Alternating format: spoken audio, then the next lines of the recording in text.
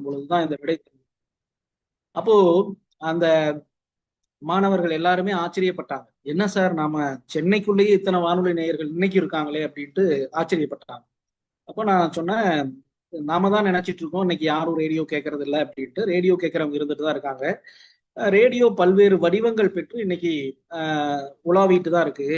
அதுக்கு உதாரணம் நம்ம கைபேசி கூட தான். நம்ம கைபேசி நிறைய பேர் நினைச்சிட்டு இருக்கிறோம் அது வந்து ஸ்மார்ட் போன் அப்படின்னு சொல்லிட்டு வெவ்வேறு பெயர்கள் அழைக்கிறமே ஒழிய அதுவும் வானொலி தான் ஒரு வகையால். ஏன் அப்படின்னா அதுவும் ஒலி அலைகள்ல தான் வந்து அந்த ஒளிபரப்பு பரப்பி அந்த பரப்பு உங்களுக்கு கிடைச்சு உங்களுடைய செல்போன்ல எடுக்குது. அதனால வந்து வானொலியை நீங்க வந்து எந்த ஒரு காலத்திலையும் அழிக்கவே முடியாது. அது வெவ்வேறு வடிவங்களில் இருந்து கொண்டேதான் இருக்கும் நம்மோடு. வேணா அதுக்கு வேற வேற பெயர்கள் வச்சுக்கலாம்.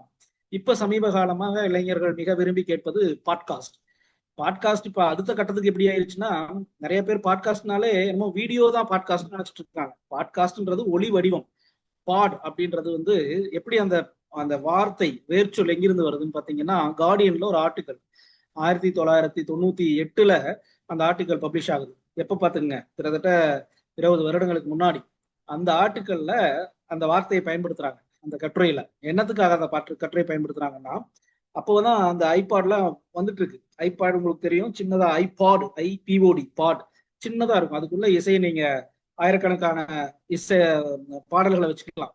அது கையோட எடுத்துட்டு போயிட்டே இருக்கலாம். அதுக்கு முன்னாடி எல்லாம் நம்ம கேசட்ஸ், சிடி அந்த மாதிரி எல்லாம் பண்ணிட்டு இருந்தோம் இல்லைங்களா? அப்போ அதுக்கு ஐபாட் பாடையும் எடுத்துக்க பிஓடி, ஐபாட்ல பிஓடி எடுத்துக்கிட்டு காஸ்ட் ஏற்கனவே பிராட்காஸ்ட் இருக்கு இல்லைங்களா, அதுல இருக்கிற காஸ்டையும் எடுத்து பாட்காஸ்ட்னு ஆரம்பிச்சாங்க. ஸோ ஒளியலை, அதாவது ஒளிய நீங்க நினைச்ச நேரத்துக்கு கேட்கறது, ஆன் டிமாண்ட்னு சொல்றோம் இல்லைங்களா. இன்னைக்கு இப்படி நெட்ஃபிளிக்ஸ், அமேசான் பிரைம் இந்த மாதிரி இருக்கு இல்லையா, அந்த மாதிரி இருக்கிற அதுக்கு பேர் பாட்காஸ்ட். பாட்காஸ்ட்னா நீங்க ஒளிபரப்புல, வானொலி ஒளிபரப்புல கேட்க முடியாததை, அதாவது நீங்க வானொலியில் இப்ப சென்னை வானொலியில இங்க ஒளிபரப்பு கேட்கறீங்கன்னா அந்த நேரத்துக்கு கேட்கலன்னா முடிஞ்சது, அவ்வளவுதான். ஆனா இது அப்படி கிடையாது.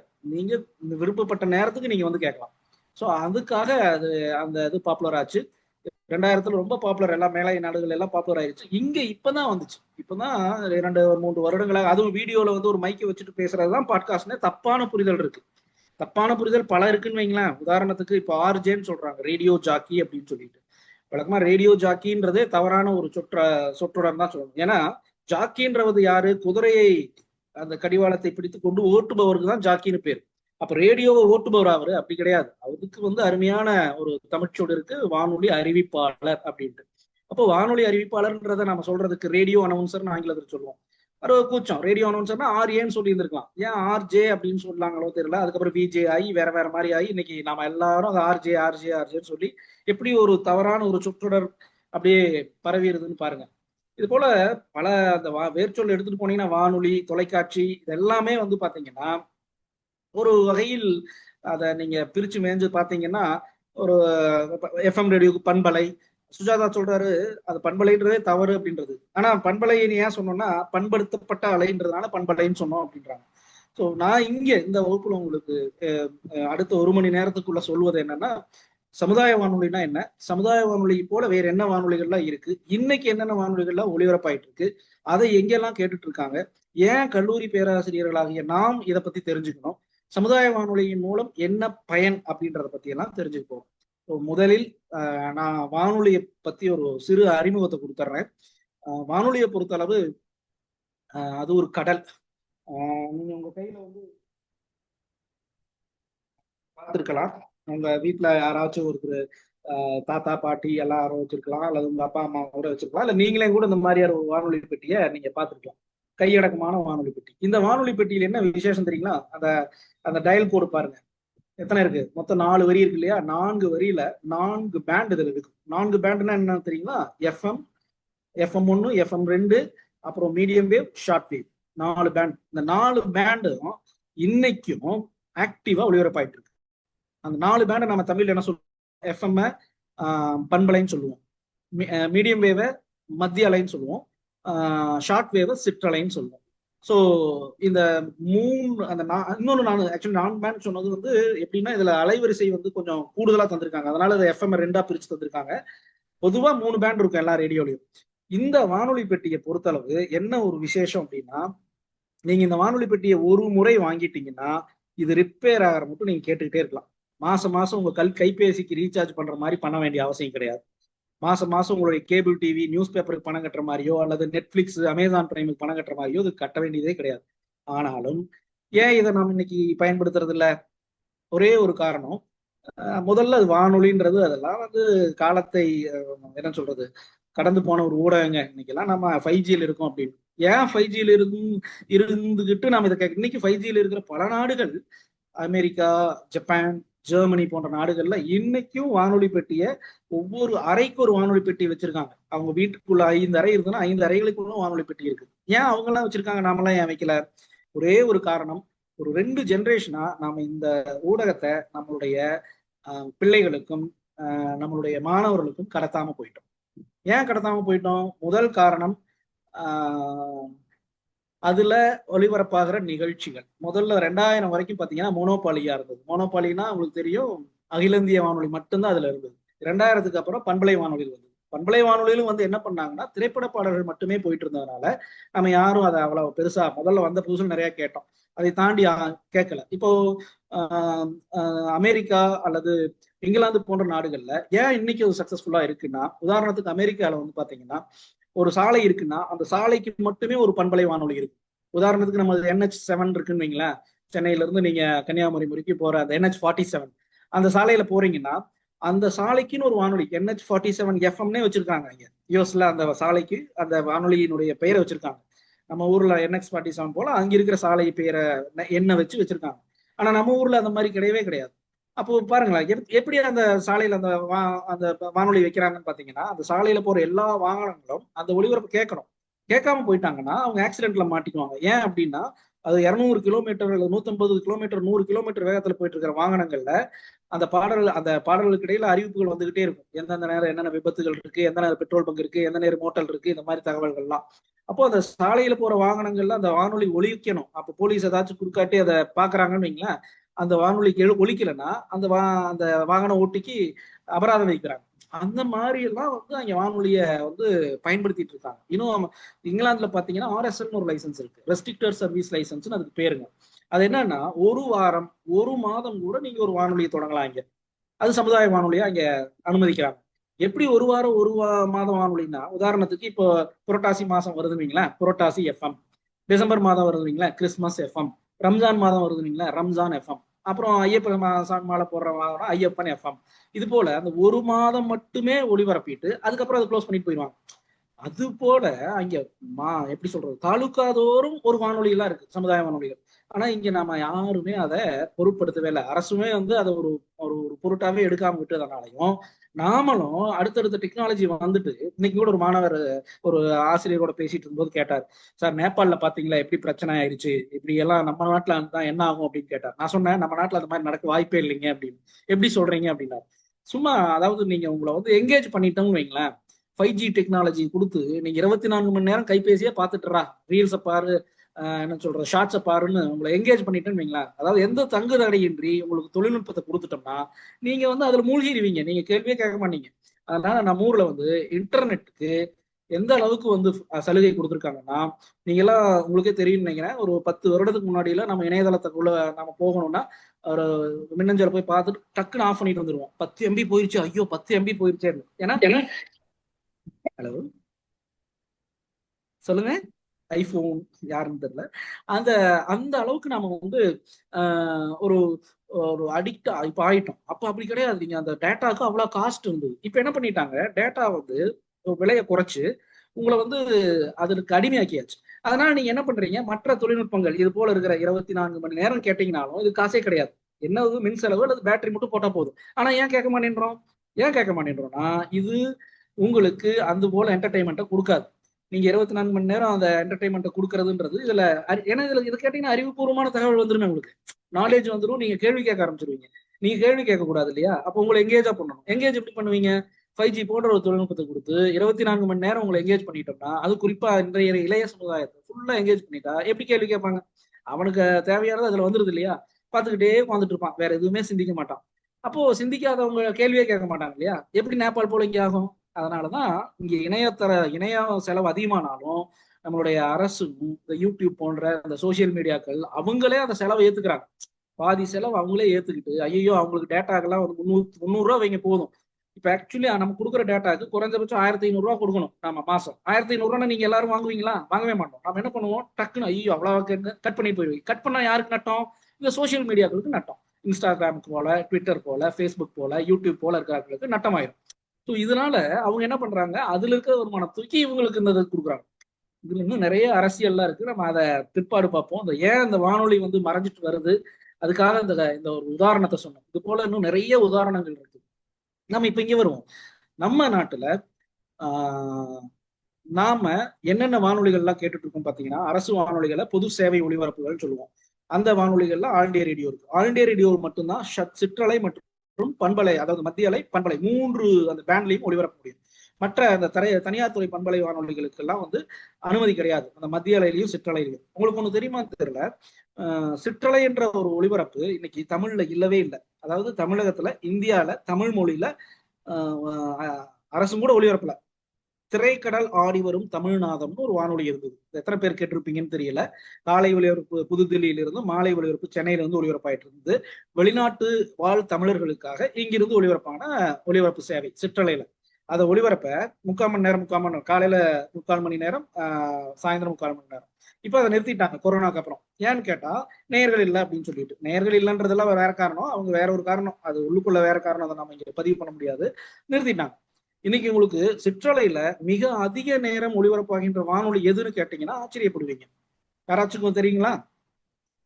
வானொலிய நம்ம மறந்து பல காலமானதுனால இந்த கேள்வியை நான் இங்க கேட்கக்கூடாது. இருந்தாலும் யாரா ஒரு ஒரு ஒரு ஒப்புக்காக கேட்கிறேன். யாராச்சும் தெரிஞ்சு அவங்க சொன்னாங்கன்னா ரொம்ப சந்தோஷப்படுவேன்.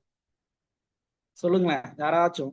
வானொலியில சிற்றலையில மிக அதிக நேரம் ஒளிபரப்பு செய்கின்ற வானொலி, ஒரு குழு தர்றேன், வெளிநாட்டு வானொலி அது. எந்த நாடு தெரியுங்களா? சரி, இன்னும் ஒரு குழு தர்றேன், நம்மளோட அண்டை நாடு. நிறைய பேர் இலங்கை வானொலின்னு சொல்லுவீங்க, இலங்கை வானொலி கிடையாது. சிற்றலையில நான் சொல்றது ஷார்ட் வேவ்ல. சரி, நானே சொல்றேன். சீனாவா? கரெக்டா சொன்னீங்க சியாமலா மேடம். சீன வானொலி காலையில் 2 மணி நேரம், இரவு 2 மணி நேரம்னு 4 மணி நேரம் ஒளிபரப்பிட்டு இருக்காங்க. 4 மணி நேரம் அவங்க சிற்றலையில் ஒளிபரப்புக்கு என்ன தேவை இருக்கு சொல்லுங்க பார்ப்போம். இதெல்லாம் வெளியுறவு கொள்கையோட தொடர்புடையது. நாங்களே ஐஎன்பி மினிஸ்ட்ரியினுடைய அந்த அண்டர் செக்ரட்டரி எல்லாம் பார்க்கும்போது சொன்னோம், ஏங்க சீன வானொலி இந்திய மொழிகள்ல 4 மொழிகள்ல 4 மணி நேரம், 16 மணி நேரம் ஒளிபரப்புறோம். நம்ம மேண்ட்ரின்ல அரை மணி நேரம் தான் ஒளிபரப்புறோம். ஏங்க என்னங்க ஆச்சுன்னா, அதுக்கு பின்னாடி ஒரு பெரிய கதையை சொன்னாங்க. எக்ஸ்டர்னல் சர்வீஸ் தாங்க அதுக்கு, அதாவது எக்ஸ்டர்னல் அஃபேர்ஸ் மினிஸ்ட்ரி தான் அதுக்கு ஃபண்ட் பண்ணுச்சு. இப்ப அதை நிறுத்திட்டாங்க. அதனால ஐஎன்பி மினிஸ்ட்ரிக்கு ஃபண்ட் இல்ல, அதனால நாங்களும் நிறுத்திட்டோம் அப்படின்ட்டாங்க. நீங்க பாருங்களேன், ஒளிபரப்புக்குன்னு ஒரு அமைச்சகம் இருக்கு. அந்த அமைச்சகம் அந்த ஃபண்டு அவங்ககிட்ட இருந்து பண்ணல, வெளியுறவுத்துறை அமைச்சகம் ஃபண்டு கொடுத்துருக்காங்க. இப்ப தெரியுதுங்களா ஏன் வெளிநாட்டு சேவை எல்லாமும் வெளியுறவுத்துறை கீழ் இருக்குன்னா, நம்மளுடைய நாட்டினுடைய கலை கலாச்சாரம், நம்மளுடைய கொள்கை, இதை பற்றியெல்லாம் பரப்புவதற்காக தான் அந்த வெளிநாட்டு சேவை. அப்ப அவங்களுக்கு தேவைப்படுது, இன்னும் வச்சிட்டு இருக்காங்க. அவங்க எங்கேயோ 5Gக்கு மேல எங்கேயோ போயிட்டாங்க, ஆனாலும் ஒளிபரப்பிட்டு இருக்காங்க. நாம் ஒளிபரப்புல பாருங்க. அப்போ இதெல்லாம் ஒரு சின்ன சின்ன, இன்னைக்கும் வானொலி அழிக்க முடியாத ஒரு ஊடகம் அப்படின்றதுக்கு நிறைய உதாரணங்கள். இப்ப காசால போர் நடந்துட்டு இருக்கிற அந்த அந்த நாட்டுல பங்கருக்குள்ள உட்காந்துட்டு நீங்க 5G போன் எல்லாம் அக்சஸ் பண்ண முடியாது. அவங்களால டவரே கிடையாது, கரண்டே கிடையாது, எப்படி அக்சஸ் பண்ணுவாங்க? நியூஸ் பேப்பர் என்ன அந்த பங்கர்ல கொண்டு போய் தூக்கி எறிவானா? கிடையவே கிடையாது. நெட்ஃபிளிக்ஸும் அமேசான் பிரைமும் பார்ப்பானா? கேபிள் டிவி கிடைக்குமா? எதுவுமே கிடையாது. எல்லாருக்கும் இந்த வானொலி தான் இங்க பயன்படுது. என்னென்ன நடந்துட்டு இருக்குன்றத அவங்க இந்த வானொலி மூலமா தான் கேட்டுட்டு இருக்காங்க. உக்ரைன் வார்லயும் வானொலி மட்டும்தான். அப்போ வானொலின்றது டிசாஸ்டர் டைம்ல மட்டும்தான் நமக்கு பயன்படுதுன்னு நம்ம நினைச்சிட்டு இருக்கோம். நம்ம சென்னை வெள்ளத்தின் போதே நிறைய பேர் வானொலி பெட்டி இல்லாம தவிச்சாங்க. இன்னைக்கும் நம்ம இத்தனை பேர் எவ்வளவோ சம்பாதிக்கிறோம், 1000 ரூபாய் மதிப்பு கொண்ட இந்த வானொலி பெட்டி நம்மிடம் இருக்கா அப்படின்னா கிடையவே கிடையாது. நாம அதெல்லாம் ஒரு பொருட்டாவே மதிக்கிறதே கிடையாது. நாம 5Gல அப்படியே ராக்கெட் வேகத்துல போயிட்டு இருக்கோம். எப்படி ராக்கெட் வேக போயிட்டு இருக்கோம்? சுயத்தை இழந்து, கேள்விகள் கேட்பதை மறந்து, இந்த என்ன நான் சொல்றது ஒரு இன்னும் கொஞ்சம் கடினமான வார்த்தைகளா கூட இருக்கலாம். நிறைய நீங்க சிந்திக்கிறதே இல்லை. நம்ம சிந்திக்காம நம்ம அடுத்த ஜென்ரேஷனையும் அதுக்கு பழக்காம போயிட்டே இருக்கோம். இதனால இது போன்ற ஒளிபரப்புகள் சமுதாய வானொலின்றது ஒண்ணு இல்லை, இருக்கிறதே தெரியாம போச்சு. உங்களுக்கு தெரியுங்களா சமுதாய வானொலிய? இந்த சமுதாய வானொலின்னு நிறைய பேர் தப்பா நினைச்சாங்க. எப்படி இந்த ஜாதி சான்றிதழ் போல ஜாதிகளுக்கான வானொலி, சமுதாயத்திற்கான, அப்படி கிடையாது. ஒரு சமூகத்திற்கான வானொலி. அதனால சமுதாய வானொலி பேர். ஆங்கிலத்துல கம்யூனிட்டி ரேடியோன்னு சொல்லுவாங்க. இதை யாரெல்லாம் தொடங்கலாம், தொடங்குவதற்கு யாருக்கெல்லாம் அனுமதி தர்றாங்க அப்படின்னு பாத்தீங்கன்னா,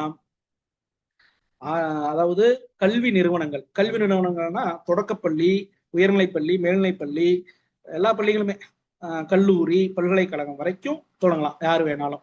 அடுத்து வந்து என்ஜிஓ, சரிங்களா, தன்னார்வ நிறுவனங்கள் இருக்குங்களா, அவங்க நான் கவர்மெண்டல் ஆர்கனைசேஷன்ஸ் சொல்லுவோம் இல்லையா, ஸோ அவங்க தொடங்கலாம். இதை தாண்டி தனி மனிதர்கள் தொடங்க முடியுமானா, தனித மனிதர்கள் சமுதாய வானொலி தொடங்க முடியாது. ஆனா நீங்க இன்னொரு வானொலி தொடங்கலாம். உங்க வீட்டுல இருந்தே நீங்க வானொலி ஒளிபரப்பலாம். அதுதான் இது. இதை நீங்க பார்த்திருப்பீங்க, போலீஸ் கையில வச்சிருப்பாங்க. அது போலீஸ் மட்டும்தான் வச்சிருப்பாங்கன்னு நீங்க நினைச்சிட்டு இருப்பீங்க. போலீஸ் மட்டும் கிடையாது, நாமளும் வைக்கலாம். இதுக்கு பேர் வந்து அமெச்சூர் ரேடியோ, ஹேம் ரேடியோன்னு பேரு. இந்த கையில காட்டுறது வந்து விஹெச்எஸ் செட், இதுதான் இந்த போலீஸ் வச்சிருக்கிற செட்டு. இதுல வந்து ஹெச்எஃப்னு ஒன்று இருக்கு. ஹெச்எஃப்ன்றது வந்து உலகம் முழுக்க ஒளிபரப்புற செட். இது நாமளும் வச்சுக்கலாமா அப்படின்னா தாராளமா வச்சுக்கலாம். இதுக்கு வந்து மத்திய அமைச்சகத்துல அந்த இன்ஃபர்மேஷன் அண்ட் டெக்னாலஜி மினிஸ்ட்ரி இருக்கு இல்லைங்களா, அதுல டபிள்யூபிசின்னு சொல்லிட்டு ஒயர்லெஸ் அண்ட் ப்ரோக்ராமிங் கோஆர்டினேஷன் விங்னு ஒன்று இருக்கு. அந்த விங் வந்து தேர்வு வைக்குது. அந்த தேர்வு எழுதிட்டு நீங்க லைசன்ஸ் வாங்கிட்டு வச்சுக்கலாம். எப்படி நாம வந்து வண்டிக்கு லைசன்ஸ் வச்சிருக்கோம் இல்லைங்களா, அது போல இந்த வானொலி பெட்டியை வச்சுக்கிட்டு நீங்க ஒளிபரப்பலாம். இது நான் உங்க கையில காட்டினது வந்து பண்பலை ஒளிபரப்ப செய்யற அந்த விஹெச்எஃப்ல வெரி ஹை ஃப்ரீக்வன்சின்னு சொல்லுவாங்க, அதில் ஒளிபரப்பான வானொலி. ஹெச்எஃப்ன்றது ஹை ஃப்ரீக்வன்சி, உலகம் முழுக்க நீங்க வீட்டுல இருந்து உங்களுடைய வரவேற்புல இருந்து ஒளிபரப்பலாம். என்ன ஒண்ணு, அது பாடல்கள் போட முடியாது. கல்வி சார்ந்த தகவல்களை பரிமாறிக்கலாம், தொழில்நுட்பம் சார்ந்த தகவல்களை பரிமாறிக்கலாம். ஸோ அப்போ வானொலிக்குள்ள இத்தனை இருக்கு.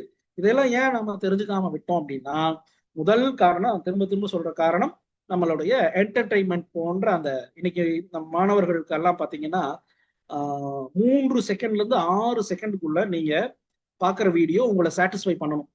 ஒரு ஒரு ஒரு ஆய்வின் மூலமா எங்களுக்கு வந்த தகவல் என்னன்னா, நீங்க ஒரு கண்டென்ட் கிரியேட் பண்றீங்கன்னா நீங்க 3 செகண்ட்ல இருந்து 6 செகண்ட்குள்ள அந்த பார்க்கிறவரை நீங்க கவர்ந்துடணும். கவர்லன்னு வைங்களேன், டக்குன்னு அப்படியே அடுத்தது கூடிடுவீங்க. அப்படிதான் போயிட்டு இருக்கு இல்லையா. அப்போ முதல்ல எல்லாம் நீங்க ஒரு கண்டென்ட்டை பார்க்கணும்னா, இப்போ இன்ஸ்டாகிராம்ல நீங்க ஒரு ரீலை பாக்குறீங்கன்னா, நம்ம ஏதாவது ஒரு யூடியூப் சேனல் போய் அங்கே போய் பார்க்கணும். அது வந்து உங்க கண்ட்ரோல்ல இருந்தது. ஆனா இப்ப என்ன ஆயிடுச்சு, நீங்க ஏதாச்சும் ஃபேஸ்புக்கோ அல்லது இன்ஸ்டாகிராம பார்க்கும் பொழுது உங்களையும் அறியாமல் அல்லது உங்களுடைய அனுமதி இல்லாமல் அந்த வீடியோ உங்களுக்கு வந்துடும். நீங்க தெரிஞ்சோ தெரியாமலோ அந்த வீடியோவை ஒரு 3 செகண்ட்ல இருந்து ஒரு 5 செகண்ட்ல இருந்து ஒரு 10 செகண்ட் பார்த்துட்டீங்கன்னா அது கால்குலேட் பண்ணிருது. ஓ, இது போன்ற வீடியோ இவருக்கு பிடிக்குது, அல்காரிதத்துல அது கால்குலேட் பண்ணிட்டு திரும்ப திரும்ப அதையே காட்ட ஆரம்பிச்சிடும். உங்களுக்கே தெரியும், நீங்க பார்த்திருப்பீங்க. அப்போ அந்த வீடியோ உங்களுடைய அனுமதி எல்லாம் வருது. அந்த வீடியோவை நீங்க சரி என்னடா பாக்குறான்னு சொல்லி பார்த்துட்டீங்கன்னா இது போன்ற வீடியோக்களை தான் அவங்க பார்ப்பாரு அப்படின்னு சொல்லிட்டு உங்கள் அனுமதி இல்லாமயே அது திரும்ப திரும்ப காட்டுது.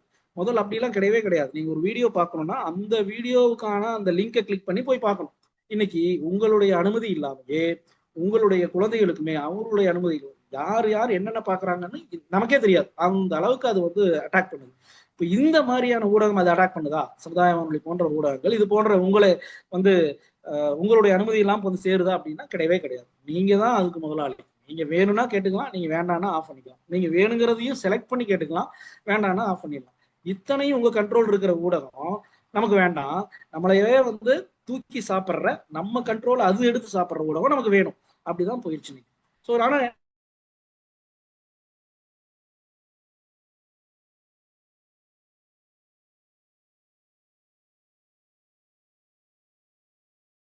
என்ன சொல்றாங்கன்னா, சார் இன்னைக்கு ரேடியோ கேட்கறாங்க அப்படின்னு தான் கேட்பாங்க.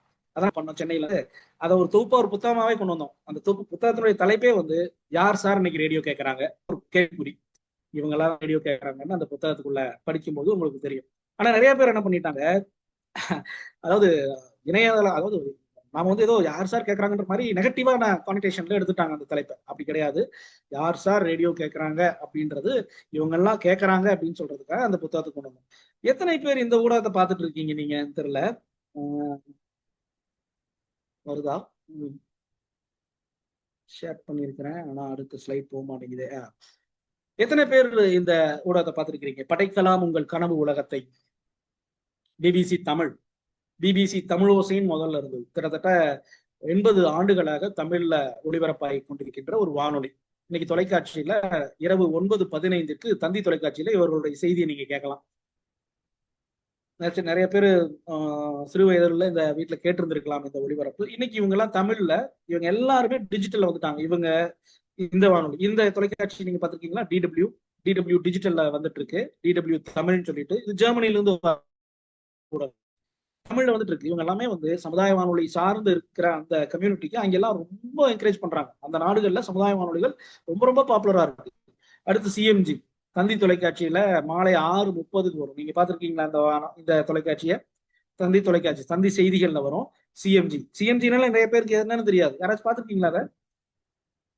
சைனா மீடியா குரூப்னு சொல்லிட்டு சீன வானொலியினுடைய தொலைக்காட்சி, சீன வானொலி எப்படி தமிழ் ஒளிபரப்பிட்டு இருக்காங்க இல்லையா, அந்த இருக்கிற பணியாளர்களே அதுல இப்ப எங்களுடைய மாணவர்களா 3 பேர் இருக்காங்க, பிபிசியில ஒரு 4 பேர் இருக்காங்க. உலகம் முழுக்க எல்லா வானொலிகளையும் எங்க பல்கலைக்கழகத்துல பணியாற்றிய, அதாவது படித்த மாணவர்கள் பணியில் இருக்காங்கன்னு வைங்களேன். மலேசியாவில் மின்னல் எஃப்எம்ல இருக்காங்க, ஆஸ்திரேலியால வந்து சிபி SBS வானொலியில இருக்காங்க.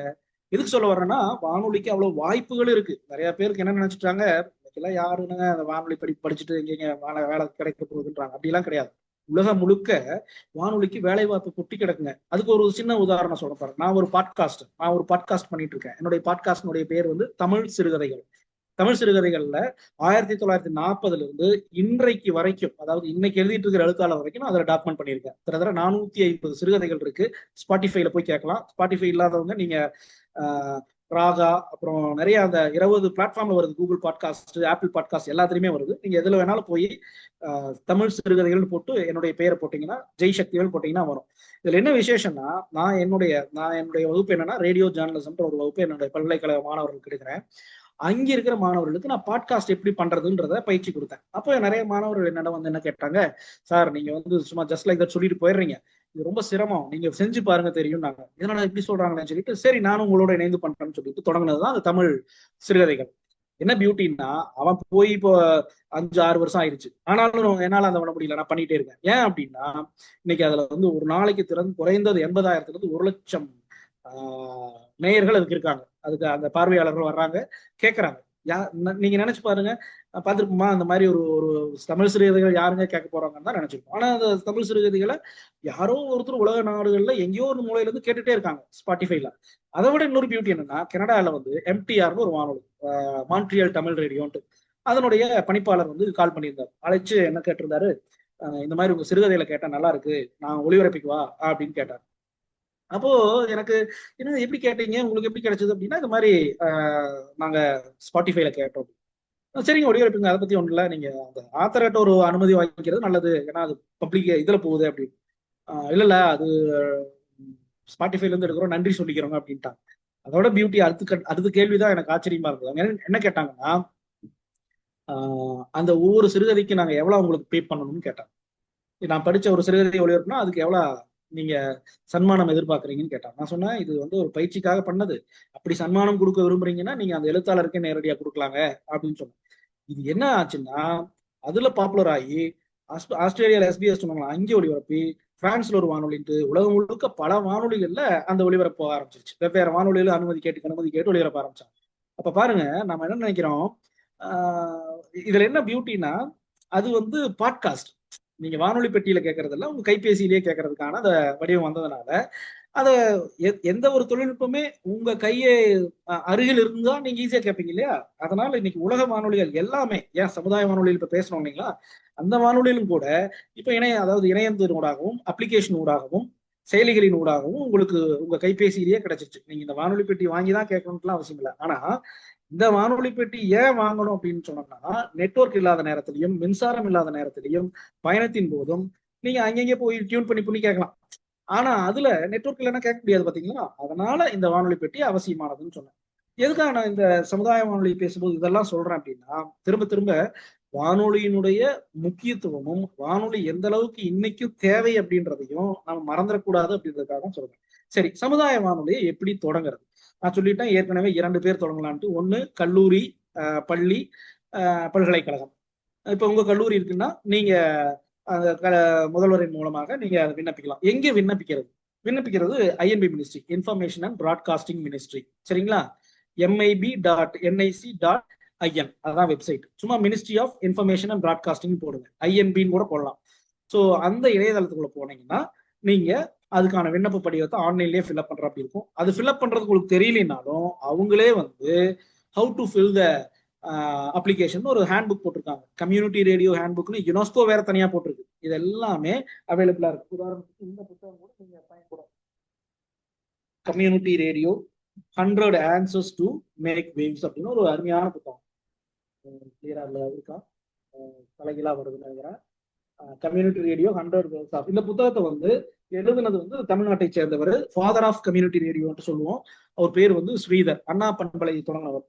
வழக்கமா இந்த வானொலி பத்தி பேசும்பொழுது இந்தியாவிலேயே தமிழகத்திற்கு வந்து ஒரு தனிச்சிறப்பு உண்டு, வானொலிக்கும் தமிழகத்துக்கும். எப்படின்னு கேட்டீங்கன்னா, இந்தியாவின் முதல் பண்பலை வானொலி தமிழகத்தில் தான் தொடங்கப்பட்டது, சென்னையில் 1975. இந்தியாவின் முதல் உள்ளூர் வானொலியும் தமிழகத்தில் தான் தொடங்கப்பட்டது, நாகர்கோயில், LRS சொல்லுவாங்க, லோக்கல் ரேடியோ ஸ்டேஷன்.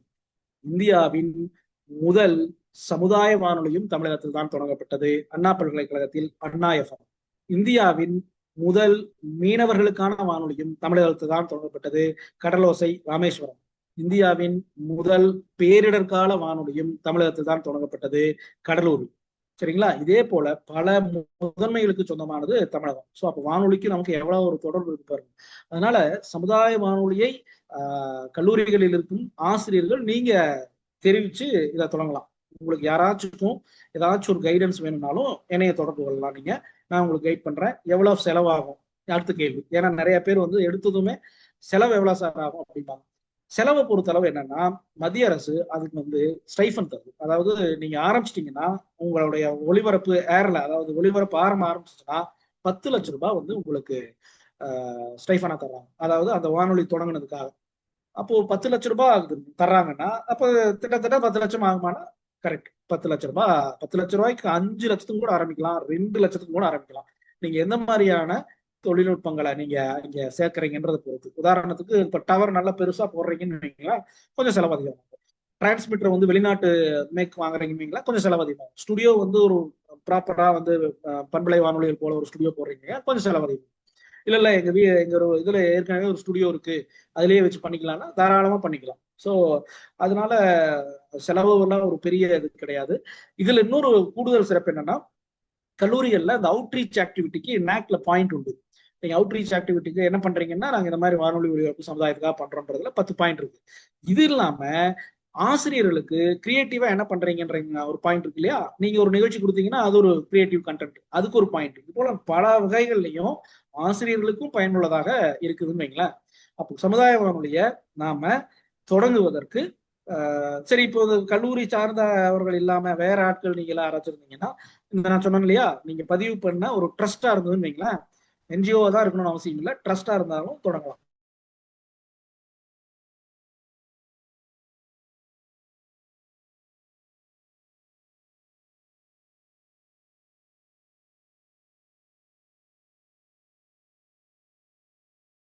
ட்ரஸ்ட்டுகளும் நீங்க பக்கத்துல ஒரு 8 கிலோமீட்டர் தள்ளி இருந்ததுன்னா நீங்க அங்கே தொடங்கலாம். அப்போ சமுதாய வானொலி அப்படின்றத யார் வேணாலும் தொடங்கலாமான்னா தொடங்க முடியாது. கல்லூரி இந்த மாதிரி NGO தான்.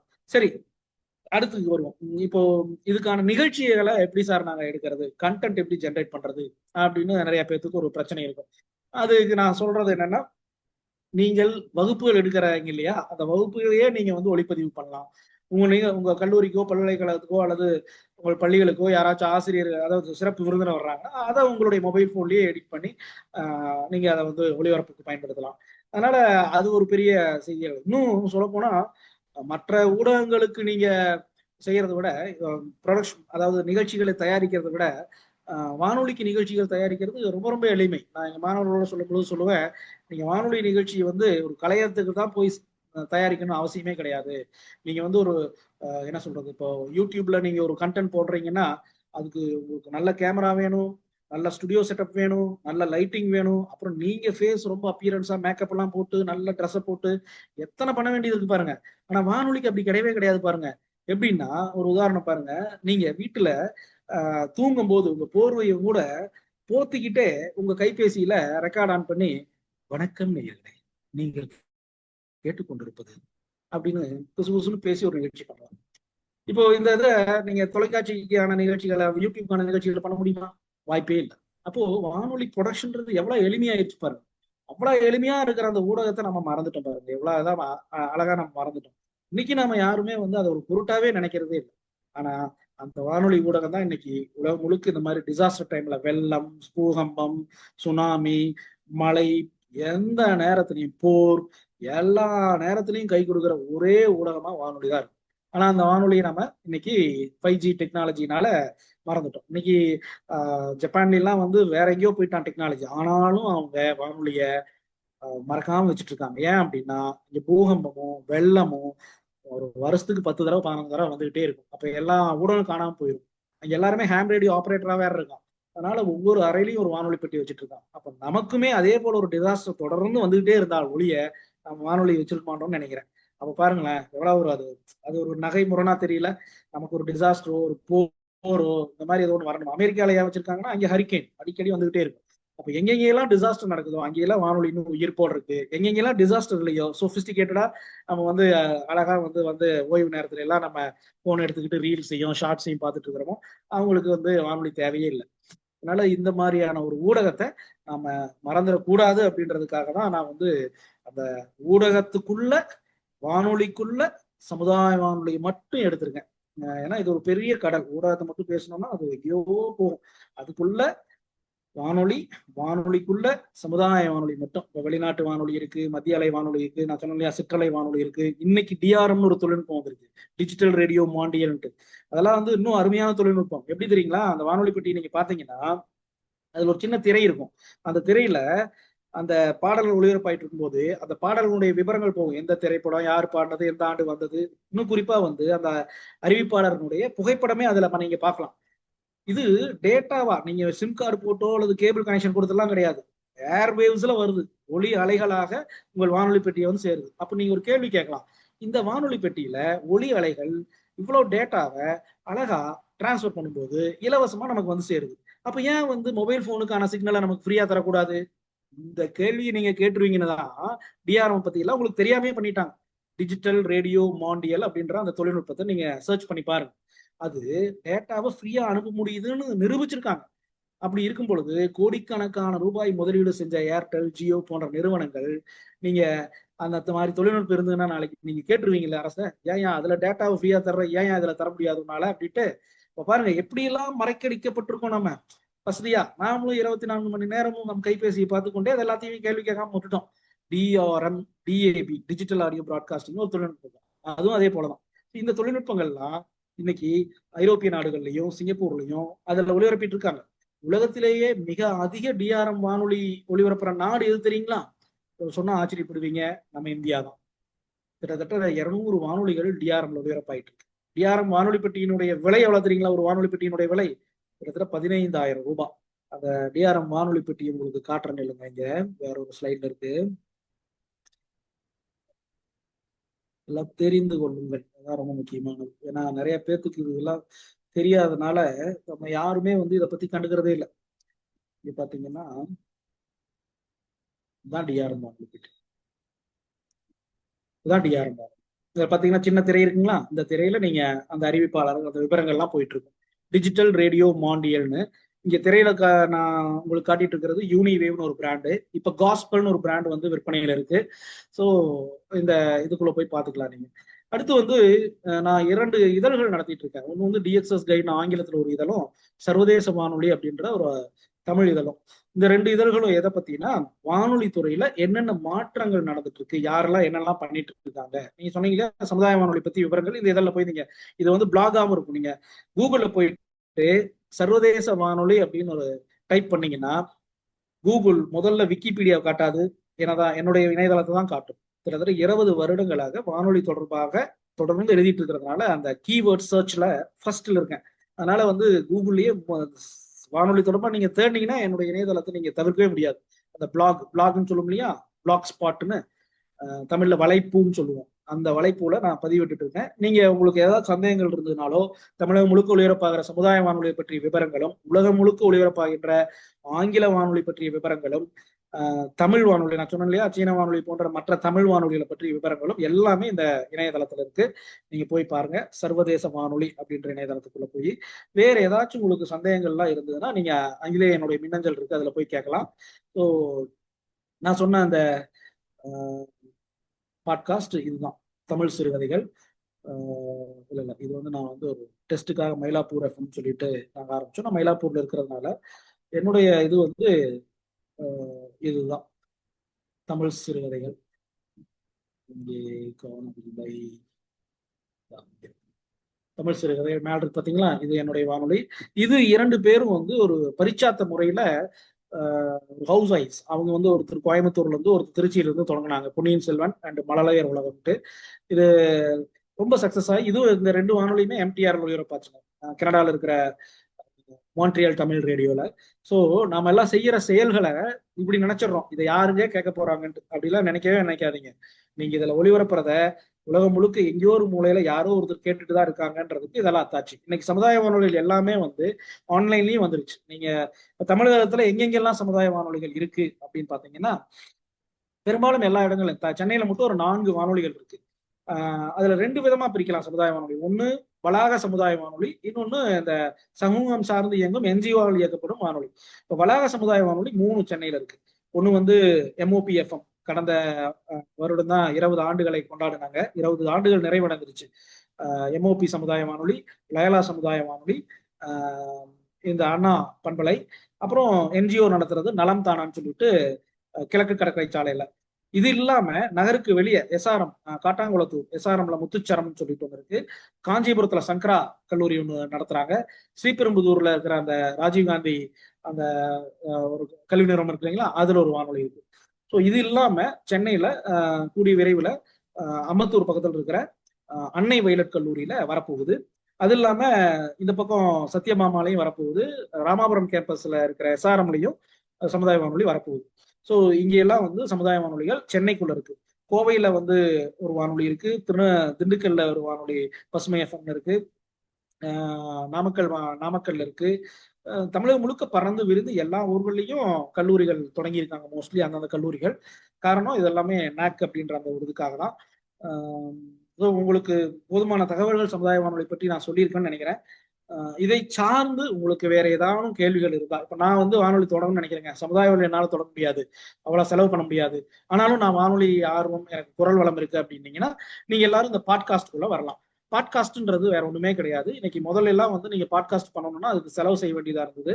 நீங்களே ஒரு செயலியை உருவாக்கி அதுக்கு தனியா வருட சந்தா கொடுக்க வேண்டியது இருந்தது. இன்னைக்கு அப்படி எல்லாம் கிடையாது. ஸ்பாட்டிஃபை வந்த பிறகு என்ன ஆயிடுச்சு, ஸ்பாட்டிஃபைல 2 இருக்குங்க. நீங்க கேட்கிற ஸ்பாட்டிஃபை பாடல்களை கேட்கறது. ஸ்பாட்டிஃபை ஃபார் கிரியேட்டர்ஸ்னு ஒன்று இருக்கு. ஆப் ஸ்டோர்ல போய் பாருங்க, பிளே ஸ்டோர்லயும் இருக்கு, ஆப்பிள் அந்த அவங்களுடைய அந்த செயலி அந்த இதுல இருக்கு. பேர் என்னன்னா ஸ்பாட்டிஃபை ஃபார் கிரியேட்டர்ஸ் இருக்கும். கிரியேட்டர்ஸ்க்காக, கிரியேட்டர்னா வேற ஒன்றும் இல்லை, நீங்களே ஒரு நிகழ்ச்சியை தயாரிக்கிறவங்களுக்காக. ஸோ அதுல நீங்க தயாரிக்கலாம். அதுல என்ன விசேஷம்னா, நீங்களே வந்து தயாரிக்கிறது வந்து பாத்தீங்கன்னா ஒளிப்பதிவு இப்படிதான் அந்த ஸ்கிரீன் இருக்கும். பதிவு பண்ணிட்டு நீங்க அப்லோட் பண்றது வந்து அதுலயே எடிட் பண்ணலாம். இதுல என்ன விசேஷம்னா, தனித்தனியான சாஃப்ட்வேர், எடிட் பண்றதுக்கு ஒரு சாஃப்ட்வேர், அப்லோட் பண்றதுக்கு ஒரு சாஃப்ட்வேர், மியூசிக் மிக்ஸ் பண்றதுக்கு ஒரு சாஃப்ட்வேர் எல்லாம் தேவையே இல்லை. இவங்களே எல்லாமே தர்றாங்க. ஸோ சவுண்டு, இன்டர்லியூட்ஸ் எல்லாமே உங்களே தர்றாங்க. இப்படிதான் எடிட் பண்றது நீங்களே பண்ணிக்கலாம். பண்ணிட்டு அப்படியே அப்லோட் பண்ணிடலாம். சரி, இப்போ நான் அதை ஆரம்பிக்கிறதுக்கு என்னென்னலாம் வேணும்? முதல்ல நல்ல மைக் வேணும். ஸோ ஒரு சின்ன ஒரு மைக், நீங்க அந்த சீப்பின் மைக் எல்லாம் வந்து இப்போ அவைலபிளா இருக்கு. நல்ல பிராண்ட் வேணும்னா நான் வந்து ஆல்வேஸ் ரெக்கமெண்ட் ரோடுன்னு ஒரு பிராண்ட் இருக்கு. அந்த பிராண்ட் வாங்கலாம். கொஞ்சம் விலை அதிகம், ஆனா ஸ்டுடியோ குவாலிட்டி கிடைக்கும். இல்ல என் பட்ஜெட் வேற அப்படின்னீங்கன்னா இந்த இந்த மைக் வாங்கலாம் நீங்க. போயா வந்து ரொம்ப ஒரு 700 800 கிடைக்கும். அப்புறம் வந்து நீங்க லைவ் எல்லாம் பண்றீங்க, ஒரு ஃபோன் இன் ப்ரோக்ராம் எல்லாம் பண்றீங்கன்னா இந்த மாதிரி ஒரு சின்ன கன்சோல் வாங்கிக்கலாம். இது ஒரு 5000 தான். பெஹ்ரிங்கர்னு சொல்லிட்டு ஒரு பிராண்டு. இதை வாங்கிக்கிட்டு நீங்க ஒரு 4 லைன் இன்புட் கொடுத்துக்கலாம். ஸோ ஒரு அப்லோட் பண்றதுக்கு ஒன்று, ஃபோன் இன் ஒன்று, பாடல்கள் உள்ளுக்குள்ள போடுறதுக்கு ஒன்று, அந்த மாதிரி 4 கொடுத்துக்கலாம். இல்ல இன்னும் ரொம்ப ரேட்டு கம்மியா வேணும் அப்படின்னீங்கன்னா இந்த மாதிரி ஜென்ரிக் மைக் எல்லாம் இருக்கு. ஒரு 200 250 இருந்தே சும்மா டெஸ்ட் பண்ணி பார்க்கலாம் நீங்க. இவையெல்லாம் நான் வானொலி தொடர்பா ஐயாவே சொன்னாரு. எழுதிய புத்தகங்கள், நீங்க இது சார்ந்து ஏதாச்சும் வேணும்னாலும் என்னை தொடர்பு கொள்ளலாம். அமேசான்லயே எல்லா புத்தகங்களுமே கிடைக்குது. சீன வானொலி, இலங்கை வானொலி, பிபிசி, வெரிதாஸ் வானொலி அப்படின்ட்டு இதுல இந்த எல்லா வானொலி நிலையங்களுக்கும் போயிட்டு வந்திருக்கேன். வெரிதாஸ் வானொலி பிலிப்பைன்ஸ்ல இருந்து ஒளிபரப்பாக அந்த வானொலி இன்வைட் பண்ணி போயிருந்தேன். இலங்கை வானொலி ஒரு தடவை இன்வைட் பண்ணாங்க, அங்கே போயிருந்தேன். சீன வானொலிக்கு 2 முறை அங்கிருக்கிற அறிவிப்பாளர்களுக்கு பயிற்சி கொடுப்பதற்காக சென்றிருந்தோம். ஹாம் ரேடியோ, நானே ஒரு ஆபரேட்டர். என்னுடைய கால் சைன் வந்து VU3UOM. ஒவ்வொருத்துக்குமே ஒரு பேர் தருவாங்க. ஹாம் ரேடியோல பேண்ட்ல போறீங்கன்னா அந்த பேரை சொல்லி தான் உள்ளுக்குள்ள போகணும். என்னுடைய பேர் வந்து அதுல VU3UOM, Victor uniform number 3 uniform Oscar mike. நீங்க என்னுடைய பேண்ட்ல வந்தீங்கன்னா அதுல வானொலியிலையும் கேட்கலாம். கிண்டில்ல வந்து ஒரு புத்தகம் பண்ணியிருக்கேன், ஆகாஷ்வாணி செய்திகள் வாசிப்பது, அங்கே பார்க்கலாம். இது இல்லாம NCBH நியூ சென்ச்சுரி புக் ஹவுஸ்ல உலக வானொலிகள்ட்டு ஒரு புத்தகம் பண்ணியிருக்கேன். இந்த புத்தகம் வந்து என்னன்னா, அந்த வேர்ல்ட் ரேடியோ டிவி ஹேண்ட்புக்னுடைய அப்படியே ஒரு தமிழ் வடிவம்னு சொல்லலாம். ஆனா அதுக்குள்ள இருக்கிற மாதிரி பண்ணாம நமக்கு என்ன தேவையோ அதை மட்டும் எடுத்து பண்ணியிருக்கேன். உலகம் முழுக்க வந்து ஒளிபரப்பாகின்ற பொது சேவை ஒளிபரப்புகளையும் அங்கே என்ன மாதிரியான வேலை வாய்ப்புகள் இருக்கு, அந்த வானொலி எப்படி தொடர்பு கொள்றது, முகவரிகளோட, மின்னஞ்சல் முகவரியோட அந்த புத்தகம் வெளிவந்திருக்கு. நியூ செஞ்சுரி புக் ஹவுஸ் போட்டிருக்காங்க, உலக வானொலிகள்ன்ற பேர்ல. இது இல்லாம நீங்க தொடர்களும் நிறைய தொடர்ந்து எழுதிட்டு இருக்கேன். பாரதி புத்தகாலயத்துல வந்து ஸ்பெக்ட்ரம் ஃபோர்னு ஒரு தொடர், அமைச்சூர் வானொலி பத்தி ஒரு தொடர் பண்ணேன். இது இல்லாம ஆவணம் டிவின்ற அந்த டிவியில என்னுடைய உரைகள் எல்லாமே அதுல பதிவேற்றப்பட்டிருக்கு. நீங்க அதுல போய் பார்க்கலாம். இந்த வானொலி தொடர்பா ஏதாவது சந்தேகங்கள் இருந்தாலும் நீங்க அங்கேயே பார்க்கலாம். நிறைய இப்ப பேசுனதனுடைய இதையே விரிவாக அங்கே கொடுத்துருக்கேன். நீங்க நிறைய அதுல போய் பார்க்கலாம். இது இல்லாம நாங்க 2 இதழ்கள் நடத்திட்டு இருக்கோம்னு சொன்னோம் இல்லைங்களா? சர்வதேச வானொலின்ற ஒரு இதழ், டிஎக்ஸ்எஸ் கைட்ன்ற ஒரு இதழ். இந்த இதழ்கள் எல்லாமே ஐஎஸ்எஸ்என்னோட வர்ற இதழ், பியர் ரிவ்யூடு ஜேர்னல்னே வச்சுக்கலாம். வானொலி சார்ந்து உலகம் முழுக்க என்ன நடக்குதுன்றது இதுல பதிவு பண்ணிட்டு இருக்கோம். ஆய்வு கட்டுரைகள்லாம் போட்டுட்டு இருக்கோம். இதை தாண்டி நான் இப்ப எல்லாத்துக்குமே எங்க போனாலும் சொல்றது என்னன்னா, போஸ்ட் கிராசிங்ன்ற அந்த ஒரு இதை பத்தி சொல்றேன். போஸ்ட் கிராசிங்ன்றது வேற ஒன்றும் கிடையாது. அஞ்சல் அட்டைகள் எழுதுறதை பத்தி நான் ஊக்குவிச்சுட்டு இருக்கோம். அஞ்சல் அட்டைகள், இந்த போற அஞ்சல் அட்டைகள்லாம் நீங்க இப்ப யாருமே பயன்படுத்துறதே இல்லை. இதை வந்து போர்ச்சுகல் இருக்கிற தம்பதிகள் 2 பேர் சேர்ந்து இந்த இணையதளத்தை தொடங்கியிருக்காங்க. உலகம் முழுக்க அஞ்சல் அட்டைகள் எழுதுறவங்களை ஒருங்கிணைச்சிருக்காங்க. நீங்க இந்த பேரை மட்டும் நோட் பண்ணிக்கங்க, postcrossing.com போய் பாருங்க. நீங்க இதை இணைஞ்சிட்டீங்கன்னா உங்களுக்கு வந்து அஞ்சல் அட்டைகள் உலகம் முழுக்க இருந்து வரும். 8 லட்சம் பேர் இதுல உறுப்பினர்களா இருக்காங்க. எதனால அஞ்சல் அட்டையை பத்தி இங்க நான் சொல்றேன்னா, கிரியேட்டிவ் கண்டென்ட்டை நீங்க வந்து எப்பவுமே பேனாவை பிடிச்சு ஒரு அஞ்சல் அட்டையில எழுதணும்னா ஞாபகம் வச்சுங்க, இந்த அஞ்சல் அட்டையில இவ்வளவுதான் இடம் இருக்கு, இந்த இடத்துக்குள்ள நீங்க எழுதணும். பாருங்க, முதல்லயே நீங்க யோசிக்கிறீங்க அந்த இடத்துக்குள்ள எழுதணும்ட்டு, அதுக்கப்புறம் அதை டிரான்ஸ்ஃபர் பண்றீங்க, கையெழுத்துல இருந்து எல்லாமே வந்து இதுல மாணவர்களை இதை ஊக்குவிச்சீங்கன்னா அது ரொம்ப இதா இருக்கும். அதனால நீங்க போஸ்ட் கிளாசிங்ல மாணவர்களை ஊக்குவிங்க, நீங்களும் வாங்க, இதுல இணைந்துட்டு உலகம் முழுக்க இருக்கிற அந்த 8 லட்சம் பேரோட கம்யூனிகேட் பண்ணுங்க. இதுக்கு எந்த ஒரு செலவும் கிடையாது. ஒன்னே ஒன்று, அஞ்சல் அட்டை வாங்கணும், அஞ்சல் அட்டை அனுப்புறதுக்கு ஸ்டாம்ப் ஒட்டணும். வெளிநாட்டுக்கு அஞ்சல் அட்டை அனுப்புறதுக்கு 15 ரூபாய் அஞ்சல் தலை ஒட்டணும். அவ்வளவுதான், வேற ஒண்ணுமே கிடையாது. எந்த நாட்டுக்கு வேணாலும் 15 ரூபாயில போயிடும். ஸோ அவ்வளவுதான். வேற ஏதாச்சும் சந்தேகங்கள் இருந்தா இப்ப நீங்க கேட்கலாம். இன்னொரு 5 நிமிடங்கள் இருக்கு. ஐயா, உங்களிடம் இந்த மைக்கை ஒப்படைக்கின்றேன். ரொம்ப அற்புதங்க ஐயா, ரொம்ப மகிழ்ச்சி. எங்கள் அறிவை தூண்டி இருக்கிறீர்கள். எங்கள் கல்லூரியிலும் இதை தொடங்கலாம், அதுக்கெல்லாம் ஊக்கம் கொடுத்திருக்கிறீங்க. ட்ரஸ்ட்ல கூட தொடங்கலாம்னு சொல்லியிருக்கிறீங்க. எங்க ட்ரஸ்ட்லயும் தொடங்க முடியுமா வருங்காலத்துல அப்படின்றதெல்லாம் தொடங்குங்க. மிக்க மகிழ்ச்சிங்க ஐயா. சான்றோர் பெருமக்களே, வாருங்கள் கலந்துரையாடுவோம்.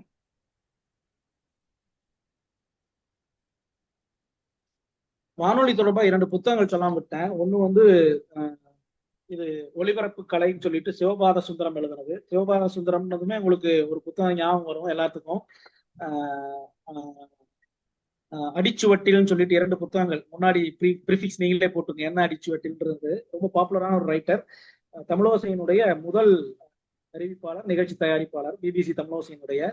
அவர் எழுதி வானொலி பதிப்பகம் வெளியிட்டு இருக்கிற ஒளிபரப்பு கலை, நீங்க நிகழ்ச்சி தயாரிப்புக்கு இது ஒரு அருமையான ஒரு கைடு. இன்னொரு புத்தகம் வந்து வானொலி கலைன்னு சொல்லிட்டு பிபிசி தமிழோசையில் பணியாற்றிய விமல் சொக்கநாதன் எழுதிய புத்தகம். இந்த புத்தகம் முக்கியமான புத்தகம். இது வந்து காந்தலகம் போட்டிருக்காங்க. இந்த புத்தகமும் அவைலபிளா இருக்கு. நீங்க வேணுங்கிறவங்க வானொலி தொடர்பா ஏதாச்சும் தகவல்கள் வேணுமோ, நிகழ்ச்சி தயாரிப்புகள்லாம் உறுதுணையா ஏதாச்சும் வேணும்னா அந்த தமிழ் புத்தகம் நீங்க நடலாம். மிக்க நன்றிங்க ஐயா. ரொம்ப மகிழ்ச்சி, மிக்க நன்றிங்க. ரொம்ப என்ன சொல்றது, மடை திறந்த வெள்ளம் போல வேகமா சொல்லிட்டேன். அதனால இது எத்தனை பேர் அதை கிராஸ் பண்ணாங்க, எத்தனை பேர் பயணத்திலேயே கேட்டாங்க, எத்தனை பேர் வேலை செஞ்சுட்டே கேட்டாங்கன்னா தெரியல. இருந்தாலும் ஏதோ ஒரு விதத்துல அவங்களுடைய செவிகளுக்குள் ஒரு சில புதிய தகவல்கள் சென்றிருக்கும்னு நினைக்கிறேன். வாய்ப்புக்கு மிக்க நன்றிங்க. இந்த நிகழ்வு திரும்பவும் நம்ம வந்து யூடியூப்ல போடுவோங்க ஐயா, சென்னை செந்தமிழ் மன்றத்தினுடைய யூடியூப்ல போடுவோம். அது அப்போது நேரலையே ஒளிபரப்பலாம்னு பாக்குறோம். கொஞ்சம் இணைய சிக்கல் வந்துருச்சு, அதனாலதான் ஒளிபரப்ப முடியல இன்னைக்கு. நாளையில இருந்து ஒளிபரப்புவோம். இன்றைய நிகழ்வும் சென்னை செந்தமிழ் மன்ற யூடியூப் சேனல் அதுல வந்துருங்க ஐயா. எத்தனை முறை வேணாலும் போட்டு போட்டு பார்க்கலாம் நம்ம திரும்ப திரும்ப. மிக்க மகிழ்ச்சி, மிக்க நன்றிங்க. வணக்கம் ஐயா, நான் ஷாமலா, கடலூர் பெரியார் கலைக்கல்லூரி. அப்படியே தகவல் சுரங்கமா வந்து கொட்டிக்கிட்டே இருக்கு, உரை போனதே தெரியவே இல்லை. நிறைய நிறைய நிறைய தகவல்கள். 1 மணி நேரம் செஷன்லாம் உங்களுக்கு உங்களுடைய உரைக்கெல்லாம் போதாது. அந்த அளவு நிறைய தகவல்கள் நான் இன்னமுமே நான் வந்து ரேடியோ வானொலி கேட்டுட்டு தான் இருக்கேன். பட் ஓ சமுதாய வானொலி நான் கேட்டதில்ல. கேட்கறது இல்ல. நம்ம கடலூர் பக்கத்துல நான் புதுச்சேரியில கடலூர் இருக்கிறதுனால. பக்கத்துல ம், விழுந்தமாவடியில ஒரு வானொலி இருந்ததுங்க. விழுந்தமாவடியில இப்ப அது ம், நின்றுச்சு. கடலூர் பக்கத்துல விழுந்தமாவடியில ஒரு சமுதாய வானொலி இருந்ததுன்னு வைங்களேன். ம், ம். நாகப்பட்டினம், கடலூர் பக்கம் கிடையாது, நாகப்பட்டினம் பக்கம். புதுச்சேரி வானொலி புதுச்சேரியில இருக்கிறதுனால புதுச்சேரி வானொலி காலையில எழுந்த உடனே நம்ம இந்த எஃப்எம் புதுச்சேரி வானொலி அதெல்லாம் கேட்கறது ம், உண்டு. ம், அஹ், ஆனா இந்த சமூக வானொலியை வந்து கேட்கணும், இது இவ்வளவு நாள் நம்ம தவறி இருக்கோம் அப்படிங்கிற அந்த எண்ணத்தை வந்து உங்களுடைய உரை நிறைவு கொடுத்துருக்கு. இப்ப ம், யார் வேணா வானொலி தொடங்கலாம் அப்படின்னு சொன்னா ம், இதுல இன்னைக்கு வந்து அந்த வானொலியை எதிர்கொள்ளுகின்ற சமூக வானொலி எதிர்கொள்கின்ற சிக்கல்கள் வந்து என்னென்ன? இப்ப ம், இதுல இப்ப இதை யார் கண்ட்ரோல் பண்றாங்க? இப்ப நான் ஒரு வானொலி தொடங்குறேன்னா ம், அதிகாரம் எல்லாம் என்கிட்ட தான் இருக்கு. இப்ப ம், நான் எப்படி வேணாலும் அதை பயன்படுத்தலாம், நல்ல விதத்திலையும் பயன்படுத்தலாம், எந்த சமூக அஹ், விரோதமான ம். ஒரு செய்திகளை கூட வெளியிடுறதுக்கான ஆமா. வாய்ப்புகள் இருக்கு. இந்த மாதிரியான சவால்களை ஆ, எப்படி நம்ம ஓவர் லுக் பண்ணிட்டு ஒரு வானொலி வர முடியும்? இதுக்கு ஆ, நேரடி அரசினுடைய கண்காணிப்பு எந்த விதத்துல இருக்கும்? ஆ, அந்த மாதிரி விஷயங்களை கொஞ்சம் தொட்டு காட்டுங்களேன். ஆ. முதல்ல சவால்கள்னா உங்களுக்கு முதல்ல பிரச்சனை வர்றது இந்த பொருளாதார ரீதியா நீங்க அதை தொடர்ந்து சஸ்டைனபிலிட்டின்னு சொல்லுவோம் இல்லைங்களா? நீங்க தொடங்கிடுவீங்க. அதுக்கப்புறம் அதை ரன் பண்றதுக்கான அந்த செலவு இருக்கு இல்லைங்களா? செலவினங்கள், அறிவிப்பாளர் வேணும், நிகழ்ச்சி தயாரிப்பாளர் வேணும், அப்புறம் எலக்ட்ரிசிட்டி, வாடகை, இந்த மாதிரி சிக்கல்கள்லாம் இருக்கு. அந்த இதை நீங்க மீட் அவுட் பண்ணணும். ஏன்னா ஒளிபரப்பு நீங்க தொடங்கிட்டீங்கன்னா 24 மணி நேரமும் அதுக்கு தீனி போட்டுட்டே இருக்கணும் வைங்களேன். அப்போ என்ன பண்ண போறோம்? அது ஒரு முக்கியமான ஒண்ணு. ரெண்டாவது, நான் சொன்ன மாதிரி அந்த இந்த ஒளிபரப்பு எல்லை இது கொஞ்சம் கம்மி. இதனுடைய பவர் வந்து 100 வாட் தான். இப்போ 100 வாட்டுங்கும் போது உங்களுக்கு அதிகபட்சம் ஒரு 15 கிலோமீட்டர் தான் போகும். அதுவும் ஹை ரைஸ் பில்டிங், பெரிய உயர்ந்த கட்டடங்கள் இருக்கிற இடத்துல எல்லாம் வந்து அது தடுத்துரும் போகாது. அதனால அது ஒரு சிக்கல் இருக்கு. ஆனா இன்னைக்கு தொடங்குற சமுதாய வானொலியில என்ன பண்றாங்கன்னா, சைமல்டேனியஸா ஒரு செயலியும் தொடங்கி செயலிலையும் ஒளிபரப்ப ஆரம்பிச்சிட்டாங்க. அங்க ஒளிபரப்புலையும் போகும், செயலிலையும் சைமல்டேனியஸா போகும். அதனால அதையும் தீர்வு கொண்டு வந்துட்டாங்கன்னு வைங்களேன். ரெண்டாவது ஒரு மிகப்பெரிய இதுல சிக்கல் என்ன இருக்குன்னா, 13 அமைச்சகங்கள்ல நீங்க அனுமதி வாங்க வேண்டியதா இருக்கு. நான் சொன்னேன் இல்லைங்களா, அந்த RSLன்னு இங்கிலாந்துல வந்து ஒரு வானொலி தொடங்குறதுக்கு அனுமதிக்கிறாங்க அரசுன்ட்டு. அந்த மாதிரி ஒரு சிங்கிள் விண்டோ சிஸ்டம் இங்க இல்ல. அதனால பிரச்சனை என்ன ஆகுதுன்னா, நீங்க அப்ளை இன்னைக்கு பண்றீங்கன்னா குறைந்தது 6 மாதத்துல இருந்து 1 வருடம் ஆகும் அந்த வானொலி தொடங்குறது. இது ஒரு பெரிய சிக்கல்னு வைங்களேன். இதுதான் அதுல இருக்கிறதுல பெரிய சிக்கல். மற்றபடி தொடங்கின பிறகு உங்களுக்கு வருமானம், அந்த விளம்பர வருவாய் எல்லாம் நிறைய இருக்குது. அந்த மாதிரி எல்லாம் நீங்க அதுக்கு சஸ்டைனபிலிட்டி இது பண்ணிக்கலாம். அப்புறம் நான் சொன்ன மாதிரி அந்த 10 லட்சம் ரூபாயை வந்து நீங்க விண்ணப்பிச்சு வாங்கிக்கலாம், அந்த செலவு செஞ்சதையும். அப்புறம் நிறைய அந்த மினிஸ்ட்ரிஸ், அந்த மத்திய அரசினுடைய அந்த அமைச்சகங்கள்லாம் வந்து சமுதாய வானொலிக்குனே விளம்பரங்கள் தர்றாங்க. அந்த விளம்பரங்கள்லயே நம்ம நடத்திட முடியும் வைங்களேன். போதுமானதா இருந்ததுங்களா? நன்றி நன்றி ஐயா. நன்றி. ஐயா வணக்கம் ஐயா.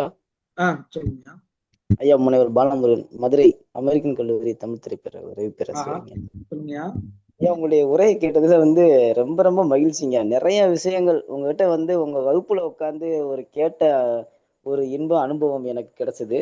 நிறைய தகவல். நானும் வந்து கொஞ்ச காலமா பகுதி நேர அறிவிப்பாளரா புதுச்சேரி வானொலி நிலையம், ஓ சரிங்க சரிங்க. மதுரை வானொலி நிலையத்துல இருந்தேங்க. ஓ, சுந்தர ஆவடையப்பன் ஐயா இருந்த காலத்துல இருந்தீங்களா? எப்ப இருந்தீங்க? ஆமாங்க ஆமாங்க, முனைவர் சுந்தரவாடையப்பன் சார் இருந்தப்ப நான் அவருக்குள்ள இருந்தேன். சரிங்க சரிங்க சரிங்க. மகிழ்ச்சி. மதுரையிலையும் கொஞ்ச காலகட்டத்துல இருந்தேங்க. ஆ, எனக்கு தலைப்பு கேட்டோம்னா சரி, நிறைய ரொம்ப கத்துக்கிட்ட ஒரு அனுபவம் கிடைச்சது.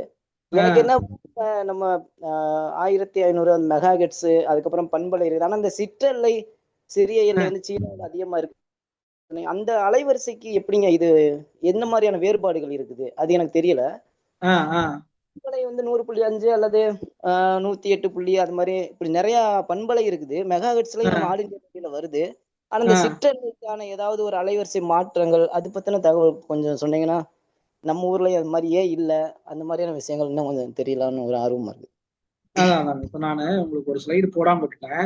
சிற்றலைன்றது என்னன்னா, அதை பத்தி அதான் நீங்க சொன்ன மாதிரி இது இந்த நேரம் பத்தாதுன்னு வைங்களேன். நமக்கு சிற்றலைன்றது வந்து இப்போ என்ன வித்தியாசம்னு முதல்ல சொல்லியிருக்கணும். மத்திய அலை, பண்பலை, சிற்றலை இந்த 3 அலைகளுக்கும் என்ன வித்தியாசம் அப்படின்னு பாத்தீங்கன்னா, பண்பலை வந்து 88 to 108 மெகாஹெர்ட்ஸ்குள்ள போகிற அந்த ஒளிபரப்பு. அதுல அந்த அந்த அலை நீளம் எவ்வளவு தூரம் போய் சேருதுன்னு பாத்தீங்கன்னா, ஒரு 80ல இருந்து 100 கிலோமீட்டர் போகுங்க. இப்ப மலை மேல இருக்கிறதுனால கொடைக்கானல் வந்து 21 மாவட்டங்களுக்கு போகுதுன்னு வைங்களேன். காரைக்கால் வானொலி கொஞ்சம் அதிக மாவட்டங்கள் போகுது. மற்ற வானொலிகள் எல்லாமே பாத்தீங்கன்னா, தனியார் துறை பண்பலை எல்லாம் வந்து அதிகபட்சம் ஒரு 80 கிலோமீட்டர் போகும், அதுக்கு மேல போகாது. அதனால 80 கிலோமீட்டருக்குள்ள நீங்க கவர் பண்ணணும்னா பண்பலைக்கு போய்க்கலாம். மத்திய அலைன்றது டிபெண்டிங் அப்பான் பவர் 1500 கிலோஹெர்ட்ஸ்ல இருந்து 2000 கிலோஹெர்ட்ஸ் வரைக்கும் இருக்கிறத மத்திய அலைன்னு சொல்லுவாங்க. அது வந்து இப்போ ஒரு 100 கிலோவாட்ல ஒளிபரப்புதுன்னா தமிழகம் முழுக்கும் போகும் வைங்களா. 200 கிலோவாட்னா தென்னிந்தியா முழுக்க போகும். அதுக்கு மேல அதனுடைய சக்தி இல்லை. ஆனா சிற்றலை என்னன்னா நாடு கடந்து பரவுகின்ற அலை. நீங்க ஒரு 500 கிலோவாட்ல ஒளிபரப்புறீங்கன்னா இங்க இருந்து நீங்க அமெரிக்காவுக்கே போகலாம். அமெரிக்காவுக்கே அந்த ஒளிபரப்பு போய் சேரும். அதனாலதான் வெளிநாட்டு தமிழ் வானொலிகள் எல்லாமே சிற்றலையில் ஒளிபரப்பாங்க. இதுக்குள்ள பாத்தீங்கன்னா பாருங்க, சீன வானொலி, அகில இந்திய வானொலி, பாகிஸ்தான் வானொலிலாம் தமிழ் ஒளிபரப்புனாங்க. நிறைய பேருக்கு தெரியவே தெரியாது. குவாம் வானொலின்னு சொல்லிட்டு ஒரு வானொலி, குவாம்ன்ற ஒரு தீவுல இருந்து ஒளிபரப்புனாங்க, அதுவும் கூட தெரியாது. அட்வென்டிஸ்ட் உலக வானொலின்னு அதுக்கு பேருங்க. இதெல்லாம் பாருங்க, ஆஸ்திரேலியால இருந்து இன்னைக்கு ஒரு வானொலி நமக்கு கிடைக்குது தமிழகத்துல, SCJB ஆஸ்திரேலியான்னு சொல்லிட்டு. ஸோ இந்த வானொலிகள்லாம் இந்த நேரத்துல இந்த அலைவரிசையில வருதுன்னு வைங்களேன். அதான் சிற்றலைக்கும் நீங்க கேட்குற அந்த பண்பலைக்கும் உள்ள வேறுபாடு. அதனாலதான் வந்து எல்லைகளை கடந்து பயணிக்கிறதுனாலதான் நீங்க வெளிநாட்டு வானொலி ஒளிபரப்புகள் எல்லாம் இங்க கேட்க முடியுது. இப்போ அதுக்கு பாஸ்போர்ட் தேவையில்லைன்னு அதனாலதான் சொல்லுவாங்க. இப்போ ஏன் வந்து நீங்க சீன வானொலி வந்து சிற்றலையில பண்றாங்க அப்படின்னா, தமிழகத்துல நீங்க கேட்க முடியும்னா பாருங்க, 8 மணி ஆச்சு கூட உங்களுக்கு ஒளிபரப்பு வச்சு காட்ட முடியும். நமக்கு நேரம் இல்லை. இன்னொரு நாள் நிச்சயமா அதுக்கான வாய்ப்பு இருந்ததுன்னா நான் நேரடியாவே அந்த ஒளிபரப்பு வானொலியில வச்சு காட்டுறேன். இணையத்துல கிடையாது, வானொலியில சீன வானொலி கேட்கறதுக்கு அவ்வளவு தெளிவா கிடைக்கும். அதனால இதுதான் வித்தியாசம் வைங்களேன். அது அதனுடைய அலைவரிசை பாத்தீங்கன்னா 2000ல இருந்து 30,000 கிலோஹெர்ட்ஸ் வரைக்கும் இருக்கும். அப்பனா பாத்துங்க எவ்வளவு ஒரு ஸ்பேஸ். இன்னைக்கு ஒரு 44,000 வானொலிகள் நீங்க சிற்றலை அலைவரிசையில கேட்கலாம். நினைச்சு பாருங்க, நீங்க ஒவ்வொரு நாள் ஒரு வானொலி கேட்டீங்கன்னாலும் உங்களுக்கு ஆயுள் பத்தாது. ஐயா, இன்னொரு சிறிய வினா இருக்குது ஐயா. நீங்க இப்ப வந்து எங்களை மாதிரி ரேடியோ கேட்கறவங்க என்ன கேள்வி கேட்பாங்கிறத முதல்ல நீங்களே கேட்டுட்டு பதிலையும் சொல்லிட்டீங்க. ஏன்னா நான் வந்து சின்ன வயசுல இருந்தே எங்க அப்பாட்ட வந்து ரேடியோ கேட்டு வளர்ந்த பையன். நான் ரேடியோ கேட்டு வளர்ந்துருக்கிறேன். நம்ம இலங்கை வானொலி நிலையம் அதெல்லாம் வரக்கூடிய அந்த காலகட்டத்துல இருந்து கேட்டுக்கேன். ஆனா இப்போ வந்து என்னால ரேடியோ கேட்க முடியல. ஏன்னா அந்த ஸ்மார்ட் போன் வந்தது, அந்த ரேடியோங்கிற ஆப்ஷனே இல்லைங்கய்யா. ஆப்ஷனே இல்லை. நான் போய் ஏதாவது ஆன்லைன்ல போய் பார்க்கணும்னா கூட வேற ரேடியோ தான் வருது. நம்மள மாவட்டத்தை சுற்றி இருக்கக்கூடிய அந்த லோக்கல் சேனல்ஸ் அந்த மாதிரி ரேடியோவை என்னால கேட்கவே முடியல. அப்ப நான் வந்து ஒரு பட்டன் போன் வாங்க வேண்டியதா இருக்குது. தனியா ஒரு அல்லது வந்து FM ரேடியோன்னு தனியா விற்கக்கூடிய அந்த ஒரு பாக்ஸ் மாதிரி இருக்கக்கூடிய அந்த ரேடியோவையும் வாங்கி வச்சுதான் கேட்க வேண்டியதா இருக்கு. இப்ப நான் டிராவல் பண்றேன். ஆமா, சென்னைக்கு வந்தேன்னா சென்னையில ஒரு FM கேட்கணும், அங்க எப்படி அனௌன்ஸ் பண்றாங்க, எப்படி பேசுறாங்க நான் கேட்கணும்னா என்னால இந்த போன்ல கேட்க முடியல. இந்த ஊடகத்துல வந்து ஒரு குறைவான ஒரு விஷயமா இருக்குத நான் பதிவு பண்றேன். ஆமாங்க, அது ஒரு சிக்கல் தான். இப்ப என்னன்னா இந்த எலக்ட்ரிக்கல் நாய்ஸ் வந்ததுனால இப்ப சிற்றலை ஒளிபரப்பு நீங்க அவ்வளவு தெளிவா கேட்க முடியாது. அதுவும் ஒரு காரணம். ஒளிபரப்புனா தெளிவா நமக்கு வேணும்னு நாம பாக்குறோம். டிடிஎஸ் எஃபெக்ட்ல வேணும், ஸ்டீரியோல வேணும் அப்படின்லாம் 5.1ல கேட்டுட்டு 7.1ல கேட்டு இன்னைக்கு எல்லாம் குவாட்ரானிக் மெத்தட்லாம் வந்துருச்சு. 360 டிகிரியும் அந்த சத்தம் வந்து உங்களை சுத்தி அடிக்கிற அப்படியான தியேட்டர்ஸ்ல எல்லாம் படத்தை பார்த்துட்டு நீங்க உள்ளுக்குள்ள போயிட்டு வர்ற சவுண்டை கேட்கணும்னா கஷ்டமா தான் இருக்கும். பட் இதுல என்னன்னா குறைந்த செலவில் மிக அதிக தூரம் பயணிக்கின்ற ஒரு ஒளி அலைகள், அது ஒரு த்ரில்லிங்கா இருந்ததெல்லாம் போய் இன்னைக்கு நமக்கு அது ஒரு பெரிய விஷயமே இல்லைன்றதுனால நம்ம அதை வந்து கண்டுக்கிறது இல்லைங்களா. அந்த காலத்துல அப்படி உள்ளுக்குள்ள போய் வந்தது கேட்டுதானே செஞ்சோம். ஏன்னா வேற வழியே கிடையாது. நீங்க அதன் மூலம் தான் அந்த நிகழ்ச்சிகளை கேட்டு உலக செய்திகளை தெரிஞ்சுக்க முடியும். இன்னைக்கு அப்படி கிடையாது. விரல் நுனியில் உங்களுக்கு எல்லாமே கிடைச்சிருச்சு இல்லையா. அப்புறம் எதுக்கு நமக்கு? அதனால நம்ம யாரும் பாக்குறது இல்லை, கேட்கறது இல்லைன்னு. அது அந்த ஊடகத்தை பத்தி. ஐயா வணக்கங்க ஐயா. ஐயா வணக்கம். சிறப்பான உரைங்கய்யா. நீங்க சொன்னது மாதிரிங்க இந்த வானொலி கேட்கக்கூடிய பழக்கம் இந்த 2000க்கு பிறகு பிறந்தவங்கள்ட்ட எல்லாம் அதிகமா இன்னைக்கு அவங்களுக்கு கிடைக்காம போயிடுச்சு. அதாவது அவங்கள சொல்லி உரையில கிடைக்காம போயிடுச்சு. இப்ப நாங்களாம் இருந்த காலத்துல பிலிப்ஸ் ரேடியோ, நெல்கோ இது மாதிரி வானொலி எப்போ அந்த 6:30 மணிக்கு மாநில செய்து 7:15க்கு ஆகாசவாணி செய்து சரோஜ் நாராயணசாமி அவங்க அந்த குரல் வளத்தோட வாசிப்பாங்க. அதே மாதிரி லண்டன் பிபிசில காலையில 5:15 மணிக்கு நாளாம் முழிச்சு டக்குன்னு எப்போ அந்த லண்டன் பிபிசில அதே சரோஜ் நாராயணசாமி அவங்க குரல் வளம் அவ்வளவு இனிமையா இருக்கும். ம். ஆகாசவாணி செய்திகள் வாசிப்பது ஆமா. சரோஜ் நாராயண் சுவாமி. எனக்கு அவங்க என்னுடைய இன்னும் நெருங்கிய நண்பர்களா இருந்தாங்க, இறந்துட்டாங்க. அவங்க எல்லாம் வந்து கடைசி இறந்துட்டாங்க. காலத்துல தொடர்புல இருந்துகிட்டு அப்பப்ப நிறைய தகவல்களை பகிர்ந்துக்குவாங்கன்னு வைங்களேன். மும்பையில இருந்தாங்க. ஐயா ஐயா சரிங்க. ஐயா வணக்கம் ஐயா, இடையீட்டுக்கு மன்னிக்கணும். இப்ப ஆகாசவாணி செய்திகள்னு சொல்லி யூடியூப்ல அப்லோட் பண்றாங்க ஐயா. ஆமாங்க, அதுல என்ன விசேஷம் தெரியுங்களா? ஆகாஷவாணி செய்திகள்ல நீங்க நியூஸ் ஆன் ஏர்னு ஒரு வெப்சைட் இருக்கு. அதுல போயிட்டு அந்த செய்தியினுடைய ஸ்கிரிப்டையே நீங்க படிக்கலாம். அந்த செய்தி வாசிக்கிறாங்க இல்லைங்களா, அது அப்படியே அந்த ஸ்கிரிப்டையும் அப்லோட் பண்ணிடுறாங்க. அதனால இன்னைக்கு எங்களுடைய மாணவர்களுக்கெல்லாம் அதான் பயிற்சியே. எப்படி குரல் வள பயிற்சி, எப்படி உச்சரிக்கணும் எல்லாத்தையுமே. முதல்ல எல்லாம் வந்து ஸ்கிரிப்ட் எல்லாம் நீங்க பார்க்கவே முடியாது. ரேடியோ ஸ்கிரிப்ட் எல்லாம் வெளியே விடவே மாட்டாங்க. இன்னைக்கு ஏழைகால் செய்தி ஆகட்டும், ஆரேமுக்கால் செய்தி ஆகட்டும், எல்லா ஸ்கிரிப்டுமே அந்த நியூஸ் ஆன் ஏர் அப்படின்ற அப்ளிகேஷன்ல அப்லோட் பண்றாங்க. ஆமாங்க, அந்த மாதிரிங்க. நம்ம திருச்சி அந்த மாநில செய்திகளை ஒரு செல்வராஜ் என்பவர் ரொம்ப அவருடைய குரல் வளமும் ரொம்ப தெளிவா இருக்குங்க. அதே மாதிரி ஜெயா பாலாஜி அவங்க அந்த அம்மாவுடைய செய்தி வாசிப்பு அந்த தன்மை, அவங்க அப்படியே அந்த செய்தியை சொல்லக்கூடிய விதம், இதெல்லாம் ரொம்ப அந்த கேட்பதற்கு எப்போ ரேடியோ அந்த செய்தி நேரம் வரும்னு சொல்லிட்டு ராஜாராம் மறந்துட்டீங்களே. ராஜாராம் அவங்க செய்தி. ராஜாராம் பத்தி எல்லாம் சொல்லணும்னா, வட சென்னைன்னு ஒரு திரைப்படம் வந்து இல்லைங்களா, அந்த வட சென்னையில ஒரு காட்சியில வானொலி செய்தி ஒளிபரப்பு வந்தது பாத்தீங்களா, அதுல ராஜீவ்காந்தி இறந்ததை பத்தி ஒரு செய்தி வரும் அந்த வட சென்னை திரைப்படத்துல. அந்த குரல் வேணும்ட்டு வெற்றிமாறன் ஐயா வந்து எங்களை அழைச்சு அந்த ராஜாராம் ஐயாவை பிடிச்சிட்டாங்கன்னு சொல்லி, அவர் ரிட்டையர்ட் ஆகி கோயம்புத்தூர்ல செட்டில் ஆயிருந்தாருங்க. அவருக்கு அழைச்சு அவர்கிட்ட சொல்லி, ஐயா இந்த மாதிரி ஒரு குரல் அந்த திரைப்படத்துல பாத்தீங்கன்னா அதிகபட்சம் ஒரு 30 நொடியில இருந்து ஒரு நிமிடம் தான் இருக்கும். அந்த அந்த அந்த காட்சிக்கு ரொம்ப முக்கியம் அப்படின்னு சொல்லிட்டு அவர் வந்து அங்கிருந்து பிளைட்ல இங்க வந்து அந்த இதை ஒளிப்பதிவு பண்ணி கொடுத்துட்டு போனாருங்க. அந்த காட்சி வந்து நீங்க இன்னைக்கும் வடசென்னை திரைப்படத்துல செய்தி வரும் பாருங்க. அதுல அது அவருடைய குரல், ராஜாராம் குரல். ராஜாராம். சரிங்க. மிக இப்போ உள்ளவங்களுக்கு அந்த வாய்ப்புகள் எல்லாம் போச்சுங்க. ரொம்ப உரை உங்களது சிறப்பான உரைங்க. மிக்க நன்றிங்க ஐயா. நன்றி. சரியா சரி, இப்ப கொஞ்ச நேரத்துக்கு முன்னாடி பேசின வாழ்த்துக்களுங்க ஐயா, வாழ்த்துக்கள். ஐயா வழக்கம் போல நம்ம மாநில அளவில்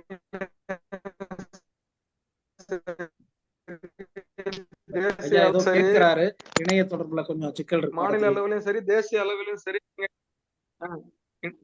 இன்டர்நேஷனல் அளவுலயும் சரி, எல்லா இந்த வானொலி கதை சொல்லுதல் தொடர்பான எல்லா பயிலரங்களையும் கருத்தரங்களையும் இந்த மாதிரி FDP-லயும் உங்களுடைய உரையை நாங்க கேட்கிறோம். ரொம்ப மகிழ்ச்சி. தொடர்ந்து இந்த துறையில நீங்க இயங்கிட்டு இருக்கீங்க. எங்களுக்கு எல்லாம் ரொம்ப மகிழ்ச்சி. நன்றிங்க. எங்க கல்லூரியிலயும் வந்து ஒரு சிறப்பான உரை கொடுத்திருந்தீங்க, அதுக்காகவும் நன்றி தெரிவிச்சுக்கிறோம். ஐயா நம்ம ஐயா ராமராஜ் ஐயா முகத்தை காட்ட வேண்டியதாங்க. தலைவர் சொன்ன மாதிரி யூடியூப் சேனல்ல அப்லோட் பண்றதுனால இன்னும் காலத்துக்கும் இந்த உரை வந்து மக்களுக்கு பயனுள்ளதா இருக்குங்கய்யா. ரொம்ப மகிழ்ச்சி, வாழ்த்துக்களுங்கய்யா. ரொம்ப நன்றிங்க ராமராஜ் ஐயா, ரொம்ப நன்றி. ஐயா வணக்கம், நான் திருப்பி ஷாம்லா. நன்றி. நன்றிங்க. கொஞ்ச நேரத்துக்கு முன்னாடி பேசினவர் முதல்ல பேசின பாலமுருகன் நினைக்கிறேன். இப்ப ரேடியோவுக்கு வந்து நம்மளால இப்ப கேட்க முடியல அப்படிங்கிற மாதிரி சொன்னாங்க. அந்த நியூஸ் ஆன் ஏர் இருக்கு இல்லையா, அதை நம்ம டவுன்லோட் பண்ணி வச்சுக்கிட்டோம்னா இந்தியா முழுக்க என்னென்ன சேனலும், நானுமே ஒரு பாலமுருகன் மாதிரி புதுச்சேரி வானொலி நிலையத்துல ஒரு 2 ஆண்டுகள் பகுதி நேர அறிவிப்பாளரா நான் பணியாற்றிட்டு இருந்தேன் நான். அவங்க அப்புறம் ரீசெண்டா இருக்கிற ட்ரெண்ட் நமக்கு இப்ப அண்மையில மறைந்தவங்க உமாமோகன் சொல்லிட்டு அந்த நியூஸ் ஆன் ஏர் செயலியை நான் பதிவிறக்கம் பண்ணி போன்ல வச்சுட்டு இருந்தேன். நம்ம எந்த இடத்துல வெளிநாட்டுல மட்டும் கேட்கல, அது இந்தியாவுக்குள்ள நம்ம எந்த மூலையில போனாலுமே அந்த எந்த சேனல் வேணுமோ, எந்த வானொலி வேணுமோ அதை நம்மளால கேட்கக்கூடிய வாய்ப்பு நமக்கு எல்லாருக்குமே இருக்கு. எந்த மொழி வேணுமோ அது நிறைய பேருக்கு தெரியாதுன்னு நினைக்கிறேன். ஆமா, கரெக்டா சொன்னீங்க. நீங்க அந்த நியூஸ் ஆன் ஏர் ஆப் தான் நான் இப்ப உங்களுக்கு அந்த இதுல ஸ்லைட்ல போட்டு பாத்தீங்கன்னான்னு தெரியல. அது நிறைய பேர் தெரியலன்னு இருக்காங்க. அது உண்மையிலுமே நீங்க இந்த நியூஸ் ஆன் ஏரை டவுன்லோட் பண்ணிட்டீங்கன்னா இந்தியா முழுக்க காஷ்மீர்ல இருக்கிற ரேடியோவையும் கூட நம்ம இங்க கேட்கலாம். ஆனா நமக்கு காஷ்மீர் தேவையில்லைன்னு இருந்தாலும் தமிழகத்தில் இருக்கிற அனைத்து வானொலிகளையும் நீங்க அதுல கேட்கலாம். அதனால இன்னைக்கு நம்ம வானொலியை வந்து கேட்க முடியலன்னா சொல்லவே முடியாது. ஏதோ ஒரு வடிவத்துல நீங்க கேட்கலாம். அந்த அளவுக்கு நமக்கு இதுக்கான வாய்ப்புகள் இருக்குன்னு வைங்களேன். ஷியாம்லா மேடம் அதை நினைவுபடுத்தினதுக்கு நன்றி. ஐயா மன்னிக்கணும், இடையூறுக்கு மன்னிக்கணும். நான் வந்து இணையத்துல வந்து ஆன்லைன்ல கேட்குற ரேடியோ இருக்குது. நான் ஆன்லைன் இல்லாம கேட்கணும்னு நினைக்கிறேன். ஏன்னா எனக்கு வந்து நிறைய ரேடியோல வந்து புரியுது நான் புரியுது. ஹெட்ஃபோனை நீங்க ஆன் ஆமா பண்ணி நான் போட்டாலே எனக்கு அந்த ஆன்லைன் இப்போ நிறைய பட்டன் ஃபோன்ல எல்லாம் ஆன்லைன் தேவையில்லை, இணையம் தேவையில்லை. கரெக்ட் நான் அந்த கரெக்ட். ஆப்ஷன் அதுல இருக்கு. ஆனா நம்மளுக்கு வந்து இப்போ ஸ்மார்ட் போன்ல பாத்தீங்கன்னா இணையம் கண்டிப்பா இன்டர்நெட் இருந்தாதான் அது ஒர்க் ஆகும். நான் இன்டர்நெட் இல்லாமே வேணும்னு கேக்குறேன். அந்த மாதிரி ஒரு நீங்க சொல்றது புரியுது. அதான் அதான். ஏன்னா வானொலி ஒளிபரப்புன்றதே வந்து நேரடியாக வானொலியில கேட்கறதுல தான் அதுல சிறப்பே இருக்கு. நீங்க வந்து செலவு பண்ணாம தானே கேட்கணும் பாக்குறோம். செலவு பண்ணி கேட்கறதுக்கு தான் 1008 வழி இருக்கு. நீங்க எப்படி வேணாலும் கேட்கலாம். டேட்டா வந்து செலவு பண்ணி தான் நீங்க அந்த இணையத்துல நம்ம கைபேசியில கேட்க வேண்டியதா இருக்கு. இப்போ நியூஸ் ஆன் ஏர்னா நீங்க டேட்டா செலவு பண்ணி தான் ஆகணும், வேற வழி கிடையாது. பட் இன்னைக்கு அன்லிமிட்டெட் ஆனதுனால அதுல என்ன சார் பெரிய டேட்டா போயிட போகுது அப்படின்னு நாமளும் அதை அடாப்ட் பண்ணிக்கிட்டோம். நீங்க சொல்ற மாதிரி வானொலி பெட்டியில கேட்கறதுன்றது சுகம் தானே. நீங்க அந்த பட்டன் போனை விட நான் சொல்றது இந்த வானொலி பெட்டி இது அமேசான்ல 1200 நினைக்கிறேன். எக்ஸ்ஹெச் டேட்டான்ற பிராண்டுங்க இது. நல்லா இருக்குது, ரொம்ப அருமையா இருக்குது. நீங்க இதுல கேட்கலாம். இது இல்லாம இன்னொரு நான் கேட்கறது இந்த வானொலி பெட்டியில கேட்கறேன். இது வந்து இன்னும் ரொம்ப தரமா இருக்கும். இது வந்து டிஜிட்டல் ரேடியோன்னு சொல்லுவோம். இதுல வந்து ஏர் பேண்டு, எஸ்எஸ்பி எல்லாமே கேட்கும். ஏர் பேண்ட்னா வேற ஒன்றும் இல்லைங்க, ஃபிளைட்ல அந்த பைலட் பேசுறாரு இல்லையா, அதை கேட்கலாம். கப்பல்ல கேப்டன் பேசுறது கேட்கலாம். அப்புறம் ஹேம் ரேடியோவில் ஒளிபரப்பாகிற எல்லா ஒளிபரப்பும் கேட்கலாம். உலகத்தின் எந்த மூளை முடுக்குகள்ல எந்த ஒளிபரப்பு இருந்தாலும் இதுல பிடிக்கும். அந்த அளவுக்கு ரொம்ப நல்ல செட்டு. அதனால இதெல்லாம் வந்து இன்னைக்கு விற்பனையில் இருக்கு. நிறைய பேர் இதெல்லாம் யாருங்க வாங்குறது, இதெல்லாம் யார் கேட்கறது பட்டுறாங்கன்னீங்களா. அதனால நீங்க பாலமுருகனியா, நீங்க இந்த வானொலி பெட்டி ஒண்ணு வாங்குங்க. வாங்கி நீங்க இரவு முழுக்க அப்படியே உலகம் முழுக்க எல்லா இசையும் கேட்கலாம் இலவசமாகவே. ரொம்ப அருமையா இருக்கும். ஐயா நிறைவுக்கு வந்துடலாம்னு நினைக்கிறேங்க ஐயா. ஐயா ஒரே ஒரு கேள்வி 8:15 ஆகிவிட்டது. சுருக்கமா கேளுங்க ஐயா. ஒரு நிமிஷம், ஒரே ஒரு கேள்வி மட்டும் ஐயா கேட்டுக்கிறேன். கேட்டுங்க. ஐயா வணக்கம் ஐயா. நான் மாரிமுத்து, துவாரகதாஸ் கோவர்தன்தாஸ் வைஷ்ணவ் காலேஜினுடைய தமிழ் துறை உதவி பேராசிரியர். உங்களையும் சந்திச்சிருக்கிறோம். 10-12 ஆண்டுகள் தமிழ் மொழித்துறையில தான் படிச்சுட்டு இருந்தாங்க ஐயா. அப்பெல்லாம் உங்களை சந்திக்கலையான்னு ஒரு பெரு வருத்தம் எனக்கு இந்த உரை கேட்டதுக்கு. பல்கலைக்கழகத்திலே இருந்து சந்திக்காம போயிட்டோம் போங்க. ஆமாங்க ஐயா. நீங்க தமிழ் சிறுகதைகள் சம்பந்தமா ஒரு ஸ்பாட்டிஃபை சொன்னீங்க. அது ஸ்பாட்டிஃபை தவிர வேற எங்கேயாவது போயிட்டு கேட்க முடியுமாங்க ஐயா? ஸ்பாட்டிஃபை தவிர்த்து நீங்க அதே போல இன்னும் ஒரு 20 அப்ளிகேஷன் இருக்குங்க. அந்த ராகா, அப்புறம் கூகுள் ஸ்பாட். நீங்க வந்து எப்படி கேக்குறீங்க, இணையத்துல கேக்குறீங்களா இல்ல தனியா வானொலியில கேட்க முடியுமான்னு கேக்குறீங்களா? வானொலியில கேட்கறதுக்கு என்ன வழி? வானொலியில் இப்போதைக்கு நிறுத்திட்டாங்க, எல்லாத்துலயுமே நிறுத்தி. ஆனாலும் மத்த அந்த அப்ளிகேஷன்ஸ்ல எல்லாத்துலயுமே இருக்குங்களா. சரிங்க. Google podcast. நீங்க சொன்ன உடனே ஸ்பாட்டிஃபை டவுன்லோட் பண்ணி உள்ள போய் பார்த்தேன். எனக்கு லிங்க் எளிமையா கிடைக்கல. என்ன ஐயா கணிப்பு விடுறேன், அவர் அனுப்புவார், உங்க குழு மூலமா அனுப்புவார். நல்லதுங்க. ரொம்ப நன்றி. நன்றி. மகிழ்ச்சி. நிச்சயமா கேள்விகள் நிறைய இருக்கும். அதனால நம்ம இன்னொரு சந்தர்ப்பத்துல குழுக்கள்ல நீங்க போடும் போது அவர் ஐயா அனுப்பும் போது நான் நேரடியாக கூட உங்களுக்கு தர்றேன். இன்னொரு சந்தர்ப்பத்துல நேரடியாக சந்திப்போங்க. நாம அதை பத்தி கூட ஒரு தனி நிகழ்வே வச்சுக்கலாங்க ஐயா. நிச்சயமா. நிகழ்வு நிறைவுக்கு வந்துடலாம்னு நினைக்கிறேன். அனைவருக்கும் மீண்டும் வணக்கம். இன்றைய நிகழ்வு மிக அற்புதமான நிகழ்வாக அமைந்திருக்கிறது. இந்த நேரத்துக்கு கூட ஒருத்தர் வந்திருக்கிறாங்க. ரொம்ப மகிழ்ச்சியாக இருக்கிறது. 225வது நிகழ்வாக சென்னை செந்தமிழ் மன்றம் இந்த நிகழ்வை அரங்கேற்றி இருக்கிறது. இந்த நிகழ்விற்கு வருகை தந்து நமக்கெல்லாம் வானொலி பற்றி ஓரளவு தெரிந்தாலும் சமுதாய வானொலி என்றால் என்ன அப்படின்றத ரொம்ப அற்புதமாக நமக்கு எடுத்து காட்டியிருக்கிறாங்க. அது மட்டுமல்ல, அந்த வானொலியை நாமும் எவ்வாறு தொடங்கலாம், அது தொடங்குவதற்கு என்னென்ன வழிமுறைகள் இருக்கு, அதற்குரிய பொருளாதாரம் எந்தெந்த வகையில் கிடைக்கிறது, எந்தெந்த வகையில் செலவழிக்கலாம். அது செலவு பண்ணலாம், அழிக்கலாம்ன்றது கூடாது. அது செலவை நம்ம எப்படி பண்ணணும் அப்படின்றதையெல்லாம் மிக தெளிவாகவும், அதே நேரத்துல நாம் இருக்கின்ற பணியாற்றுகின்ற கல்லூரியிலும் இதை தொடங்கலாம். தனி மனிதராக இருந்து தொடங்கக்கூடிய நிலைப்பாடும் சில வழிமுறைகளையும் இருக்கு என்பதை மிக அற்புதமாக எடுத்து காட்டியிருக்கிறாங்க ஐயா அவர்கள். ஐயா, உங்களுக்கு எவ்வளவு நன்றி சொன்னாலும் அது சிறுமையாகவே இருக்கும். என்றாலும் எங்கள் மன்றத்தின் சார்பாகவும் அத்துணை சான்றோர் பெருமக்கள், ஆசிரியர் பெருமக்கள், மாணவ செல்வங்களும் இதில் இணைந்திருக்கிறார்கள். அனைவருடைய சார்பிலும் எங்கள் மனமார்ந்த நன்றியை தெரிவித்து மகிழ்கிறோம். மிக்க நன்றிங்க ஐயா. நன்றி. தொடர்பில் இருப்போங்க. ஆசிரியர் பெருமக்களுக்கும் சான்றோர் பெருமக்களுக்கும் மாணவ செல்வங்களுக்கும் ஆய்வாளர் நண்பர்களுக்கும் அத்துணை பேருக்கும் சென்னை செந்தமிழ் மன்றத்தின் சார்பில் நன்றியை உரித்தாக்கி மகிழ்ந்து நாளை சந்திப்போம் என்று கூறி இந்த நிகழ்வை நிறைவு செய்கிறோம். மீண்டும் நாளை 7 மணிக்கு நிகழ்வு தொடங்கும். அதனால் 6:50க்குள் இணையுமாறு அன்புடன் கேட்டுக்கொள்கிறேன். நன்றி, வணக்கம். வணக்கம். அனைவருக்கும் நன்றிங்க. வணக்கம்.